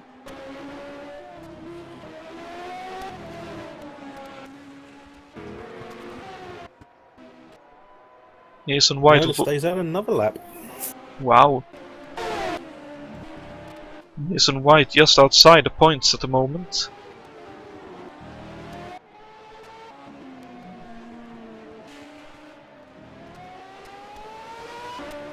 Looks like everyone is getting some very good fuel mileage here.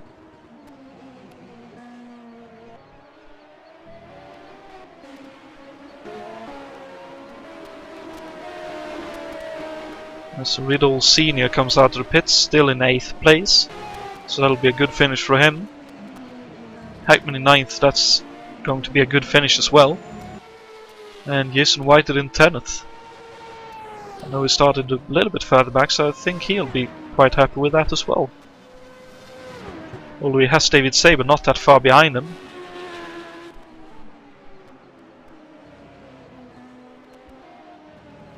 Indeed, if you look down the order, there's a lot of cars that have made up a lot of positions, so we'll say keep it going. There'll be some very happy drivers there. Indeed. Well, meanwhile, further up, David Yuntz in the pits for his stop. And unfortunately, Michael Griffiths has retired a while ago. Don't think we caught that, but sorry. Let's see. What were you saying? David Yuntz just exiting the pits now. He'll be. Oh, this will be tight. He gets out just in front. Ahead of Yates. Yates not with a run, so he can't make the move here. Let's see what Yates can do, if he can get by or not.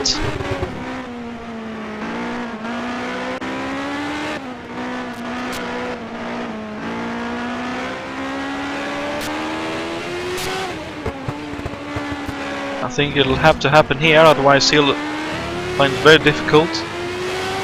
Looks like he should have a run. He does.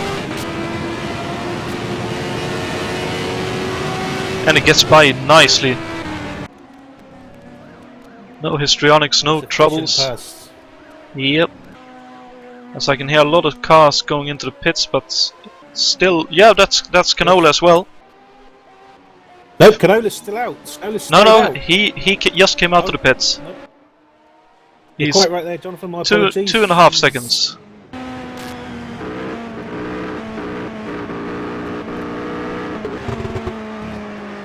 So 2.5 seconds, thereabout, is his advantage for the last stint of this race. And another 3.5 seconds back to Yates in 3rd. Actually, much more. What's happened then? May have been fighting with David Yuntz. Were very close together as they came onto the back straight. Possibly.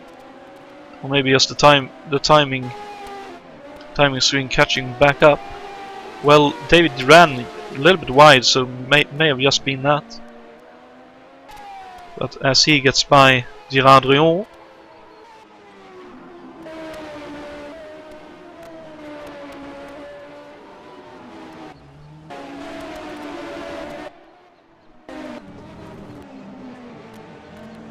So Canola first, there goes Coxon in second.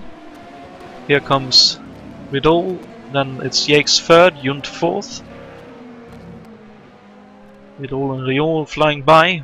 Grant Vidal actually up into 12th, so he's having a very good recovery drive. It's White at 9th, Chapman 14th. I'm waiting for Richard Wilkes. There he comes. There's Brian Yannick. So Brian Yannick unfortunately has lost another position in the pits, but still a top 6 would be very nice for him. There's Lavach 7th. As it's about half the straight. Actually 3.2 seconds now, so Thiago is pulling away in the early stages of this stint. As Saber gets out of the way very nicely for Coxon. And Yun dropping back from David Yates, so it will be between these three. Question is, in what capacity?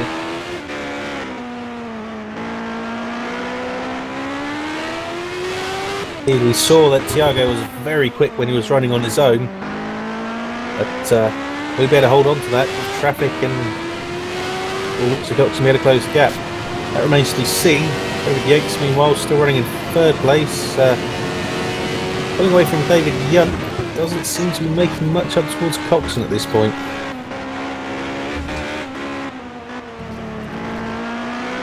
No, it looks like the only one who's making inroads into or from anyone is Thiago Canola.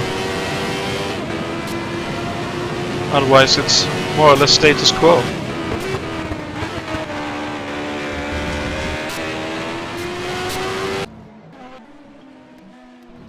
And with that being said, I wonder what the situation is here. It looks like Richard Wilkes is pulling away from Brian Yannick. Unfortunately, I was hoping for that to be a bit of a fight, but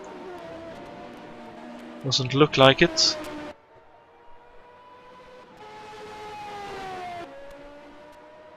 Looks like Peter Lavert is possibly closing in a little bit on Brian Yannick, so that could be a fight later on. As Yunt gets by David Saber.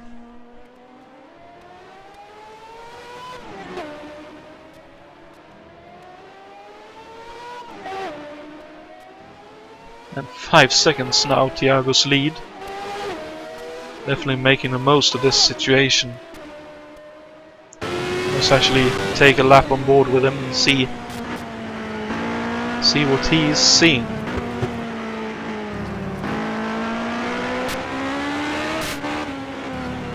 As he comes through the S's up towards turn 7, this is a difficult right-hander because it tightens halfway through. There you see it. Comes onto the back straight now.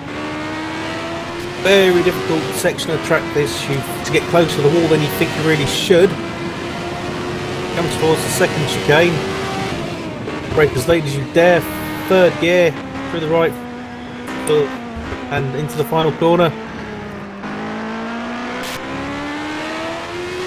And now give her everything she's got as you come down the straight up to about 160, 170 miles an hour in 6. But he had a big moment on that straight, missed a gear. With some description, he lost a lot of momentum, a lot of time, I believe, with that. I think you're right there, Jonathan, but you can see from the camera angle from here just how narrow this track actually is. How little room you've got for error. Oh, for sure.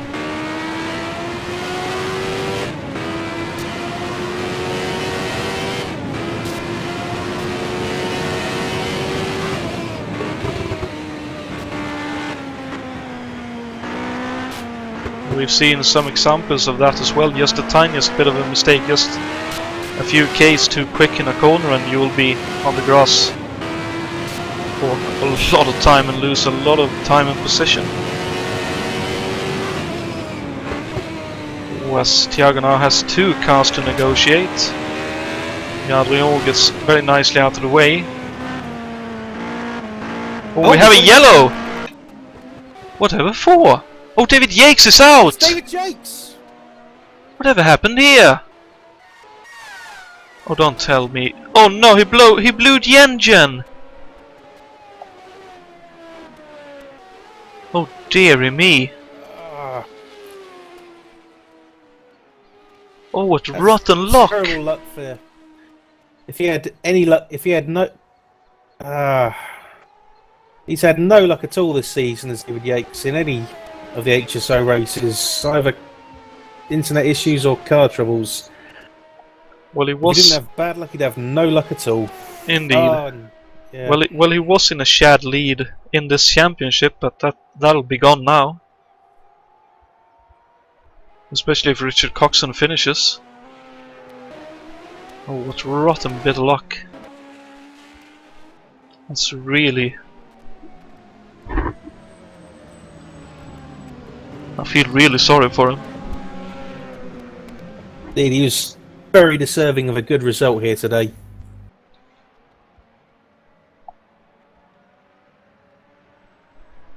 What this will do, this will close the field up, and Richard Coxon's going to be looking at Sergio Canola's car very attentively, see if he can make that move and retake the lead.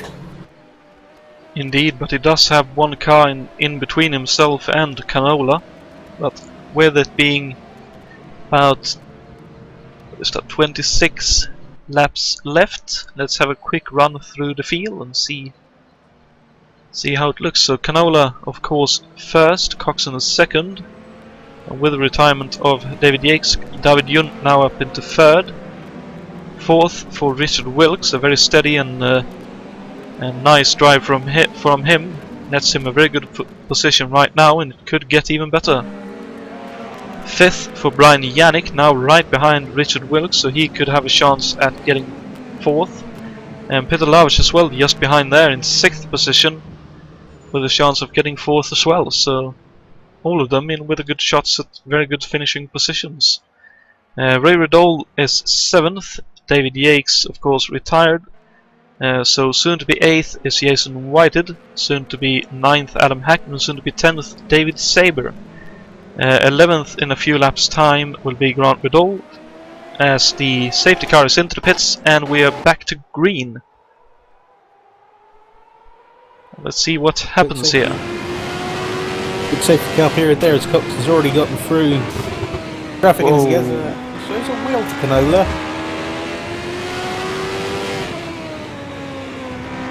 Probably knows that this is his best opportunity to make that move, because if he leaves it too long, Canola's going to pull away and open that gap.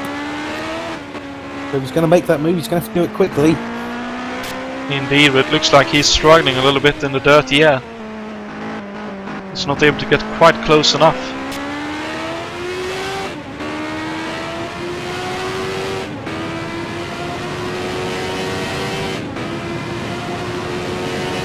Well, the cars tend not to suffer as much with dirty air as certain other single-seaters. It's still a factor. Indeed it is, especially around this kind of track where pretty much half of it is constant turning. And not with the aid of banking either. Definitely looks like Canola has Coxon covered, at least for the time being.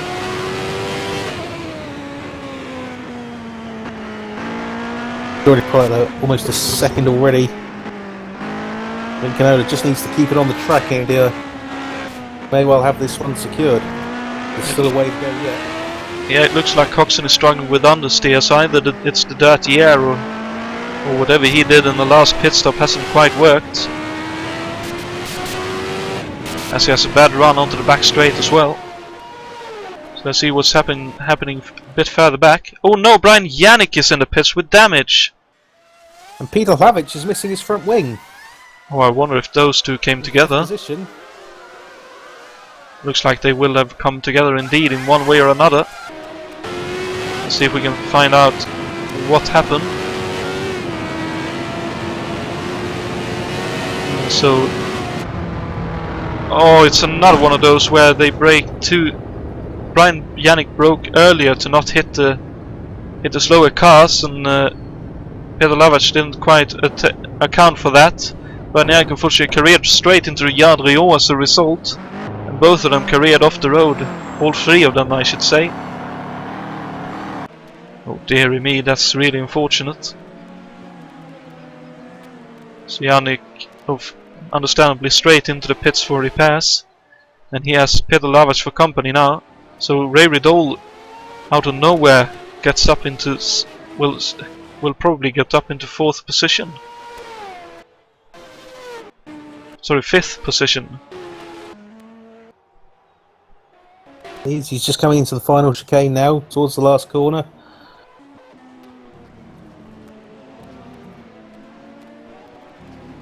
Although there's Peter Havlich on the move again. It's going to be close between himself and Ray Riddle, actually. Well, he just about gets it as Ray, so Ray up into 5th position out of pretty much nowhere, so he'll be happy with that. I think the one being the least happy would be Brian Yannick. 5,000. Is that really that long in the pits already? I surely hope not. But that's a very long pit stop to try and repair the car. And clearly 2 seconds the lead of Thiago now. So unless Richard can perform magic, I think the race for the lead is over. Maybe so, but we now have some action for 5th place as Hlavic is already right on the gearbox of Ray Riddle.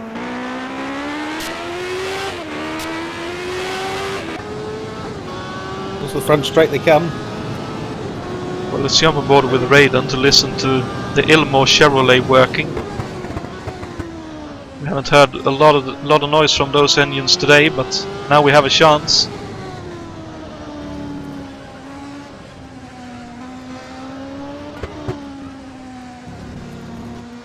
Hlavic looking all over the back of Riddle's car, trying to find that gap. Oh, and he'll have a chance here. He had a thought about it, but decided not to. A wiggle coming off the corner, so that will affect his momentum onto the back straight. Oh, but Ray misses a gear. Indeed, here comes Hlavic. Looks to the inside as they come up to the chicane. Whoa, he backs out. We certainly had a good look. Let's Ray know he's there. Last corner, onto the straight. Will he get the run this time? Not against that Ilmore Chevrolet. Now you can see it just drives away down front straight. Hlavic is late on the brakes. Closes up through that first chicane. Very close between these two. It is, and Ray's doing a great job to hold on to his position.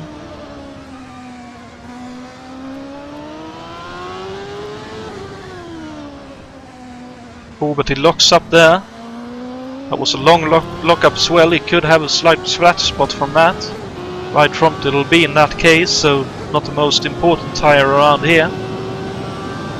No, it's still not something that you want, as you'll be feeling that through the wheel for the rest of the way. Whoa! And he locks up again.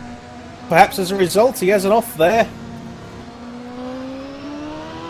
I'm not sure. He could have been distracted. He had the rear view mirror full of number 11 machine. As he goes slightly defensive into the first chicane. So it's obvious that there's no problem in terms of... Oh, and Coxon is actually being caught by David Junt in the meantime, by the looks of things, but Val is still on for 5th, and Ray doing a great job holding on to the position for now.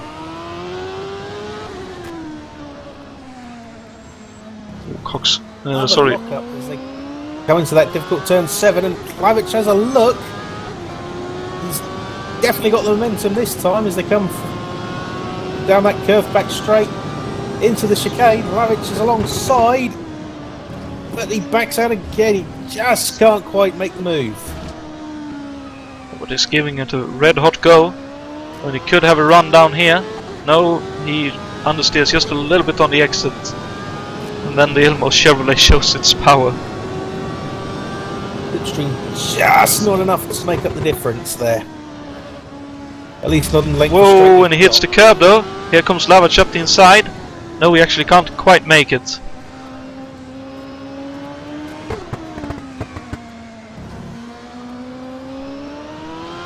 And I can't help myself from having Jeremy Clarkson in the back of my head shouting "Power!" every time they go down the front straight. Well, as I once heard David Leslie say, that straight line speed works under any circumstances. That's definitely true. And being such a great driver as he was, he will be 150% true and sure about that. Oh, but actually, here comes a bit of slipstream. Maybe a bit more boost put on as well for Lavach. You can see the difference. Lavich is closing at the end of the straight where the slipstream makes a big difference. Riddell just has so much better drive off the corner thanks to that Ilmore power. Well, he does a good job keep getting the power down as well, that must be said. It's difficult to get all those ponies down, but once you get it to work, it's definitely proving a valuable asset. Another big lock up there for Ray as he comes through the right-hander onto the back straight, but he's still holding on to the position. Oh, yep, he certainly does. Oh, and now a lock up for Lavach as well, so both of them trying really hard. Oh, and Lavach gets just a little bit of a wiggle on. Lavich is a lot closer this time. Will he be able to make the move? He's certainly going for it, but he can't quite make it. It's not close enough. Oh, but Ray running really deep. Here comes Lavach on the exit. Wow, but look at that power! Very close into that corner there. And Lavich is still all over the back of Ray Riddell. Whoa, and he had a bit of a thought about going up the inside there. When here he comes, he's on outside now. He should have the cutback unless he goes around outside. Surely not. He does! He does! A fantastic manoeuvre from Lavich there. On the outside on one of the most difficult corners on this track. Well, let's see what Ray can do. Counter attack. Using the Ilmore power. It goes very deep into the chicane. But he could have a run here. No, he has a bit too much understeer. Well, he could still have the run down the straight. With the slipstream and that extra power, he could. Wow, no, he's barely eking closer. Wow. But yeah, that was a fantastic pass. Really good job from Peter. And 4.7, so almost 5 seconds now to lead for Thiago. And looks like Coxon has stabilized the difference to David Junt as well. So unfortunately, it looks like our battles to watch are now gone. As Grant is off the track, but up into 11th. And Brian Yannick, unfortunately, after his being in an incident earlier on, is down in 10th and only 11 seconds the difference to Grant Riddell, so he could even lose a top 10 finish here. With 11 laps to go.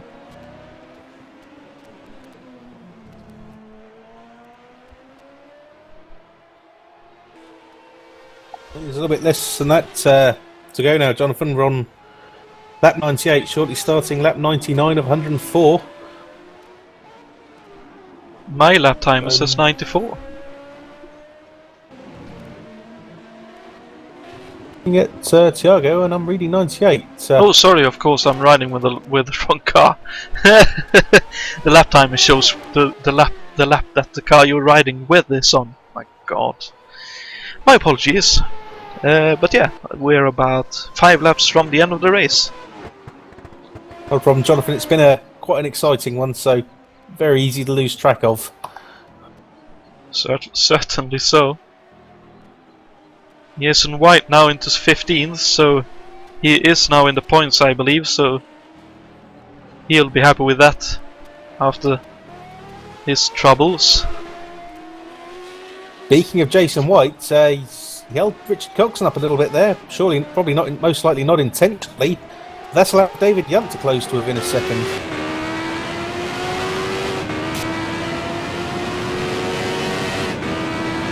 Well, this could open up for the battle, but it's already up to another second, so I'm not so sure.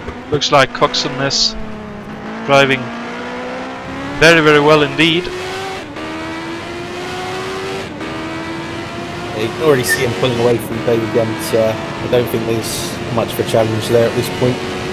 Well, that said, David Yunt was within a tenth of his personal best, so he is trying hard as well.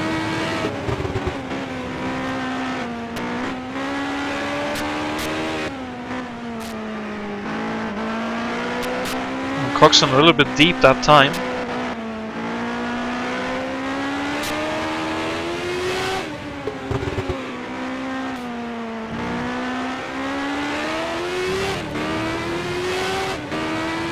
Yeah, now within half a second, so the battle is on.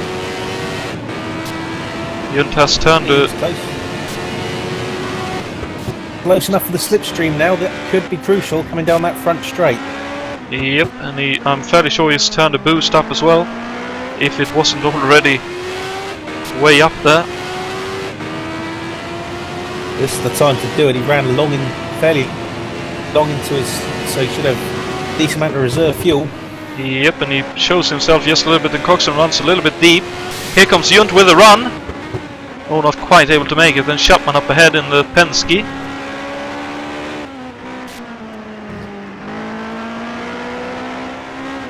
As he stays to the left, lets both of them by. But Yunt now right up the gearbox.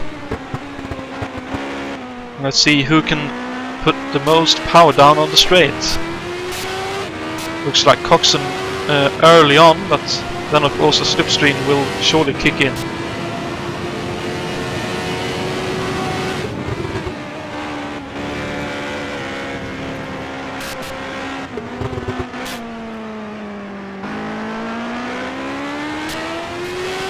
Where it's crucial as they come onto the straight again. David Yunt can see the gap closing as they come down the front straight. Will he be close enough? He shows him a wheel, but it's not enough this time. Well, he should have a run here. He could have an opportunity. Oh, Coxon right in the middle of the road, leaving no room either side. It was very defensive there. Obviously, Yunt's got Coxon rattled as they come on to lap 102. There's not a lot of time left. If David Yunt's going to make the move, he's going to have to do it soon.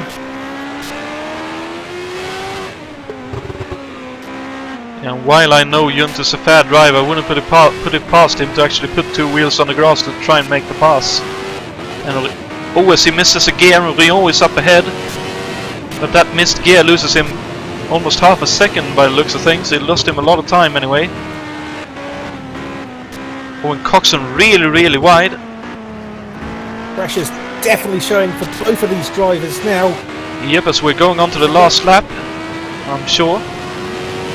Nope, second to last lap there, Jonathan. Okay, my apologies. Yunt again right on the back of Coxon as they come through that first chicane. Whoa, and another missed gear for David. Both of them really working hard as Coxon slides it into that corner.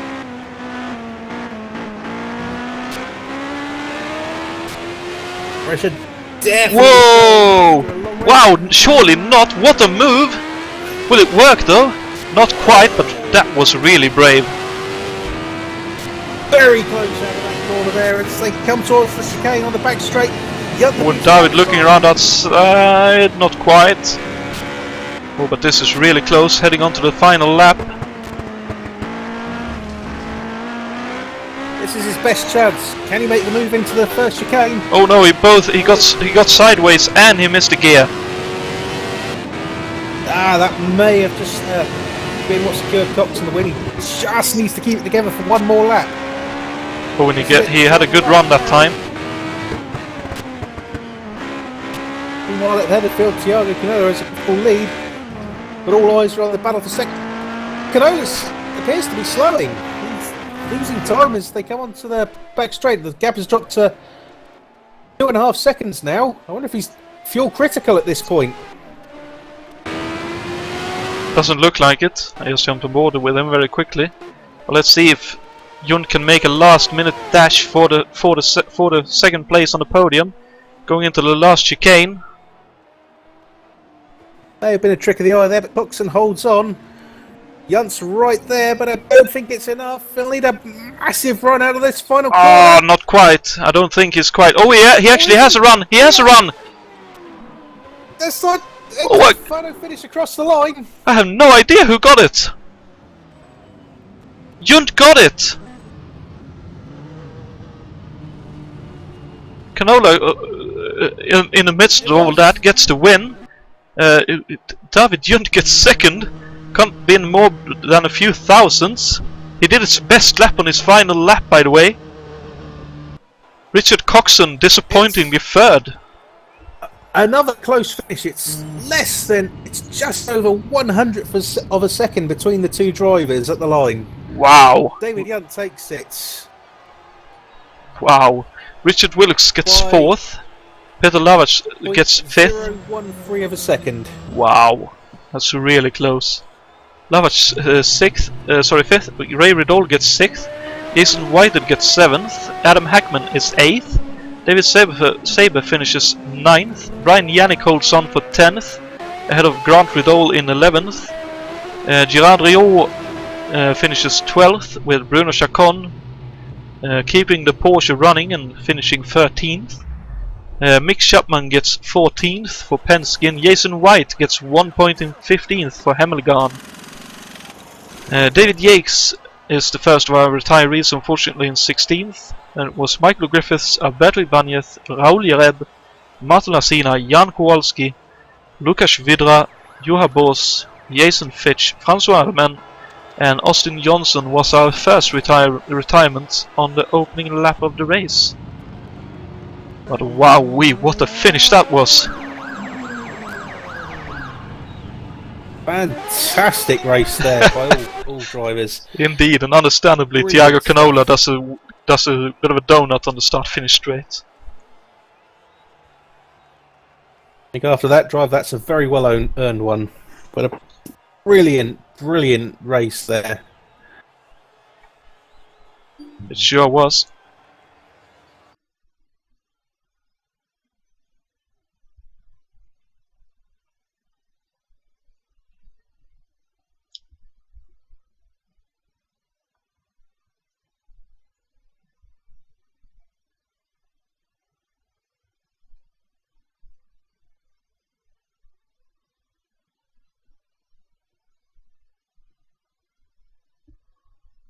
And time to breathe. That was that's probably one of the closest races we've had this season.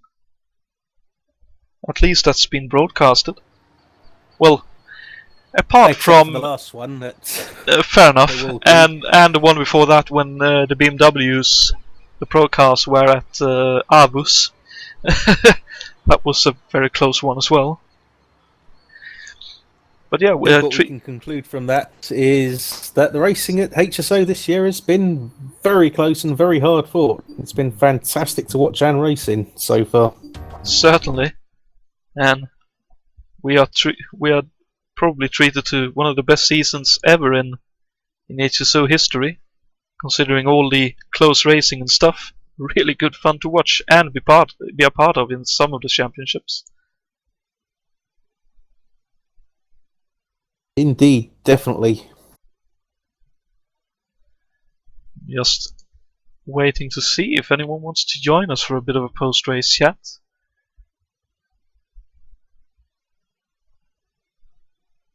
While we're looking at that, Jonathan, is it worth mentioning what's coming up in the following week? Or oh, for sure. I'm a bit flabbergasted here, but let's get to it. We have in the very nearest future, the Audi Centers Family Motorsport Day, the BTCC 1996 Championship from Brands Hatch Grand Prix circuit, round 7 of 13, where Peter Blom in the Peugeot is currently in the lead in the championship, with Richard Wilkes in second for Honda and me in third for Volvo. as I just want to finish this up before we have a quick chat with the drivers who has joined us, where we are also next Sunday, I believe.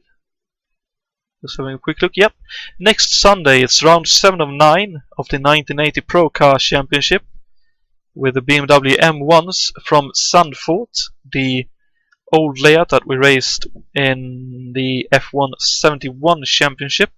So that's promising to be a very good race indeed. And the third one is a one-off race in 2 weeks' time, April 28th. The Gran Premio della Repubblica Argentina.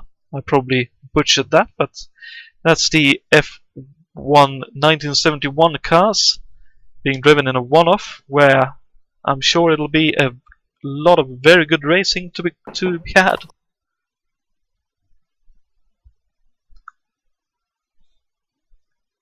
Indeed, it's an exciting week coming up here at HSO. It sure is, and as I said just a moment ago, we have been joined by a couple of drivers, and I think first and foremost, congratulations, Thiago, on your win, and that was a stellar drive. Thanks, Jonathan. It was really hard to put this. This track is really tricky. I just tried to keep the car in the gray and not making any mistake. It was a long race. No mess up with the strategy. Yeah, worked. It did work, but it looked like early on in the race you were struggling with a bit of understeer in traffic. Was that the case, and did you do anything about it, or what was going on then? I think early in the race, people didn't figure out which was the best line to take when being overtaken. So I think during the race, the traffic negotiation got much better. But yeah, I had to struggle a lot with the traffic early in the race. Okay, and we also saw between you and David Yates, I believe it was one of the closest calls we've seen in HSO for the last couple of years. In turn 1, what's your view on that situation? The one that I flew over the curb, or the yeah, one that indeed. I avoid him. Yeah, well, you both had a very close call in turn 1, and as you say, you had a bit of a flying time. Yeah, I was considering already my retirement in that case, because when you flew over that curb, when you fly over that curb, it's game over because you have no grip when you land in the grass. So I tried to pump the brake instead of locking the brake, and I got the grip in the front. I could bring the car back to the track. I don't know how. It was certainly a close one, and had our hearts up in our mouths, and understandably you were even more worried at the time. But yeah, I believe next time round is Indianapolis, isn't it?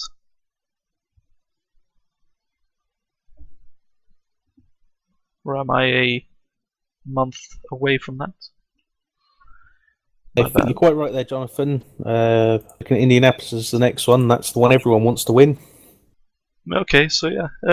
So Indianapolis next, Thiago. What's the plan for that? What are you hoping for? I always struggle in ovals. I have no clue about the setup. Probably I'll try to get some setup from someone else that knows better than me. I'm not an oval specialist. I really struggle there. Okay. Well, hopefully you'll have a good race there, despite struggling on ovals, and you'll get some good points for the championship. And with that win, I'm sure you pulled in quite a chunk tonight. So congratulations on your win, and best of luck for the next round. Thank you, Jonathan. And we are also joined by David Jund, who once again finishes on the podium. Congratulations. Thank you. And of course, we saw you battle with a lot of cars. So, how do you feel your evening went overall? I feel pretty good for thinking that maybe I would not race at all, because in the morning I threw up like 3 times and was not feeling that great. they got a bit better, and I decided I'm just gonna try driving, start with a long beat setup, and somehow I put in sixth fastest lap time in quali. And from that point on, I got jumped at the start, like people everywhere, Austin and Grant coming together, I think. And I was down like to 9th, but at least the car was in one piece. After that, it was most like staying so close to Richard Wilkson. It was like really frustrating because I knew that we'd a bit faster if I just got around him. And one time I finally managed it. Then I was like in nowhere land until like next yellow. In the end, I was like just trying to swim with the top 4 because I saw they were more practiced. They were looking much more consistent and such, and so I was just taking it. David's engine expired. Apparently another downshift from his wheel. That was really a shame for him because he was looking good. Came another yellow. We were all bunched up, but I mean with the lapped cars and so, there was not really passing. Although even I was a bit confused. I might have jumped people that I shouldn't have at the restart, but I was really under the radar a bit. So in the end, I was Tiago was unstable today, just flying off, and Richard, he got away from us a few seconds, but then I started feeling him back in, so my long beat setup looked good at the end of the race. And then I came closer and closer, and then we started like battling for the last 2-3 laps. I was alongside, but couldn't make it. And then in the last turn, I was like thinking, well, I'm just gonna look if I could have a good exit. And he does have a bad one. I'm really on him, on his backside, go to the left, and I just floor it in the 5th gear and not trying to shift to 6th to make the car lose momentum. And then by 13 thousandths, when I looked down, I'm ahead of him, and I was like, oh damn! But I was so glad to kind of rob that on the finish line. But yeah, I'm really happy with that result. Yeah, I can understand that. And I was a bit worried at the race because I had 2 cuts, and I wasn't sure if the third one would give me another. One in the fast chicane and one really tiny one at the entry to the back straight, which made me a bit worried. I managed. That was yeah, good drive tonight, and looking forward to Indianapolis. Last time we ran these cars, it was a triple Swiss for the Triple Crown 500 mile. Yeah, that's true. Yeah. We had like the Triple Crown went to Switzerland, Yari winning one, me too, which surprised me hugely since they weren't like road races. But yeah, I'm hoping this time it's gonna be me, maybe lucky. Sounds good. So yeah, again, congratulations on your 3rd place finish and for scoring some good points for the championship. Sorry, 2nd place finish. Yeah, well, I'm liking the results. It's just that with some of the Long Beach race and Milwaukee, that's just gone bad 2 retirements where it looked good for tops 5. So I'm probably more looking like scoring another win and some good results. But I'm guessing Jaco, Rich, and so on will be too distant. But we'll see. We'll see indeed. And Dave, any final thoughts for this crazy event? Well, it was just a fantastic race to watch and to commentate on, and I can't wait for Indy in the coming months. That's, I think, going to be another brilliant one. It surely will be, and of course we have, I believe it's 5 weeks from now on until Indianapolis race, so a lot of time for everyone to get accommodated with the car. It'll be 2 weeks until the official track will be released. It'll be released on May 1st, and from then on it'll be all-out practice for Indianapolis. But yeah, thank you very much everyone for tuning in, and thank you to Dave Miller for helping out with the broadcast and being a great co-commentator tonight, and as always. Also, big thanks to Jason White for creating the graphics, the intro video. Unfortunately, we didn't have any use of the ads this time around, but if such a time comes next round, we will be seeing some ads as well, provided by him, so thank you very much for that. Thank you to our racers and you as the audience again for tuning in and for providing a great atmosphere and race to watch. But until next Sunday for the BMW Pro Car race, which will be broadcast, this is HSO signing off, and have a great evening and week.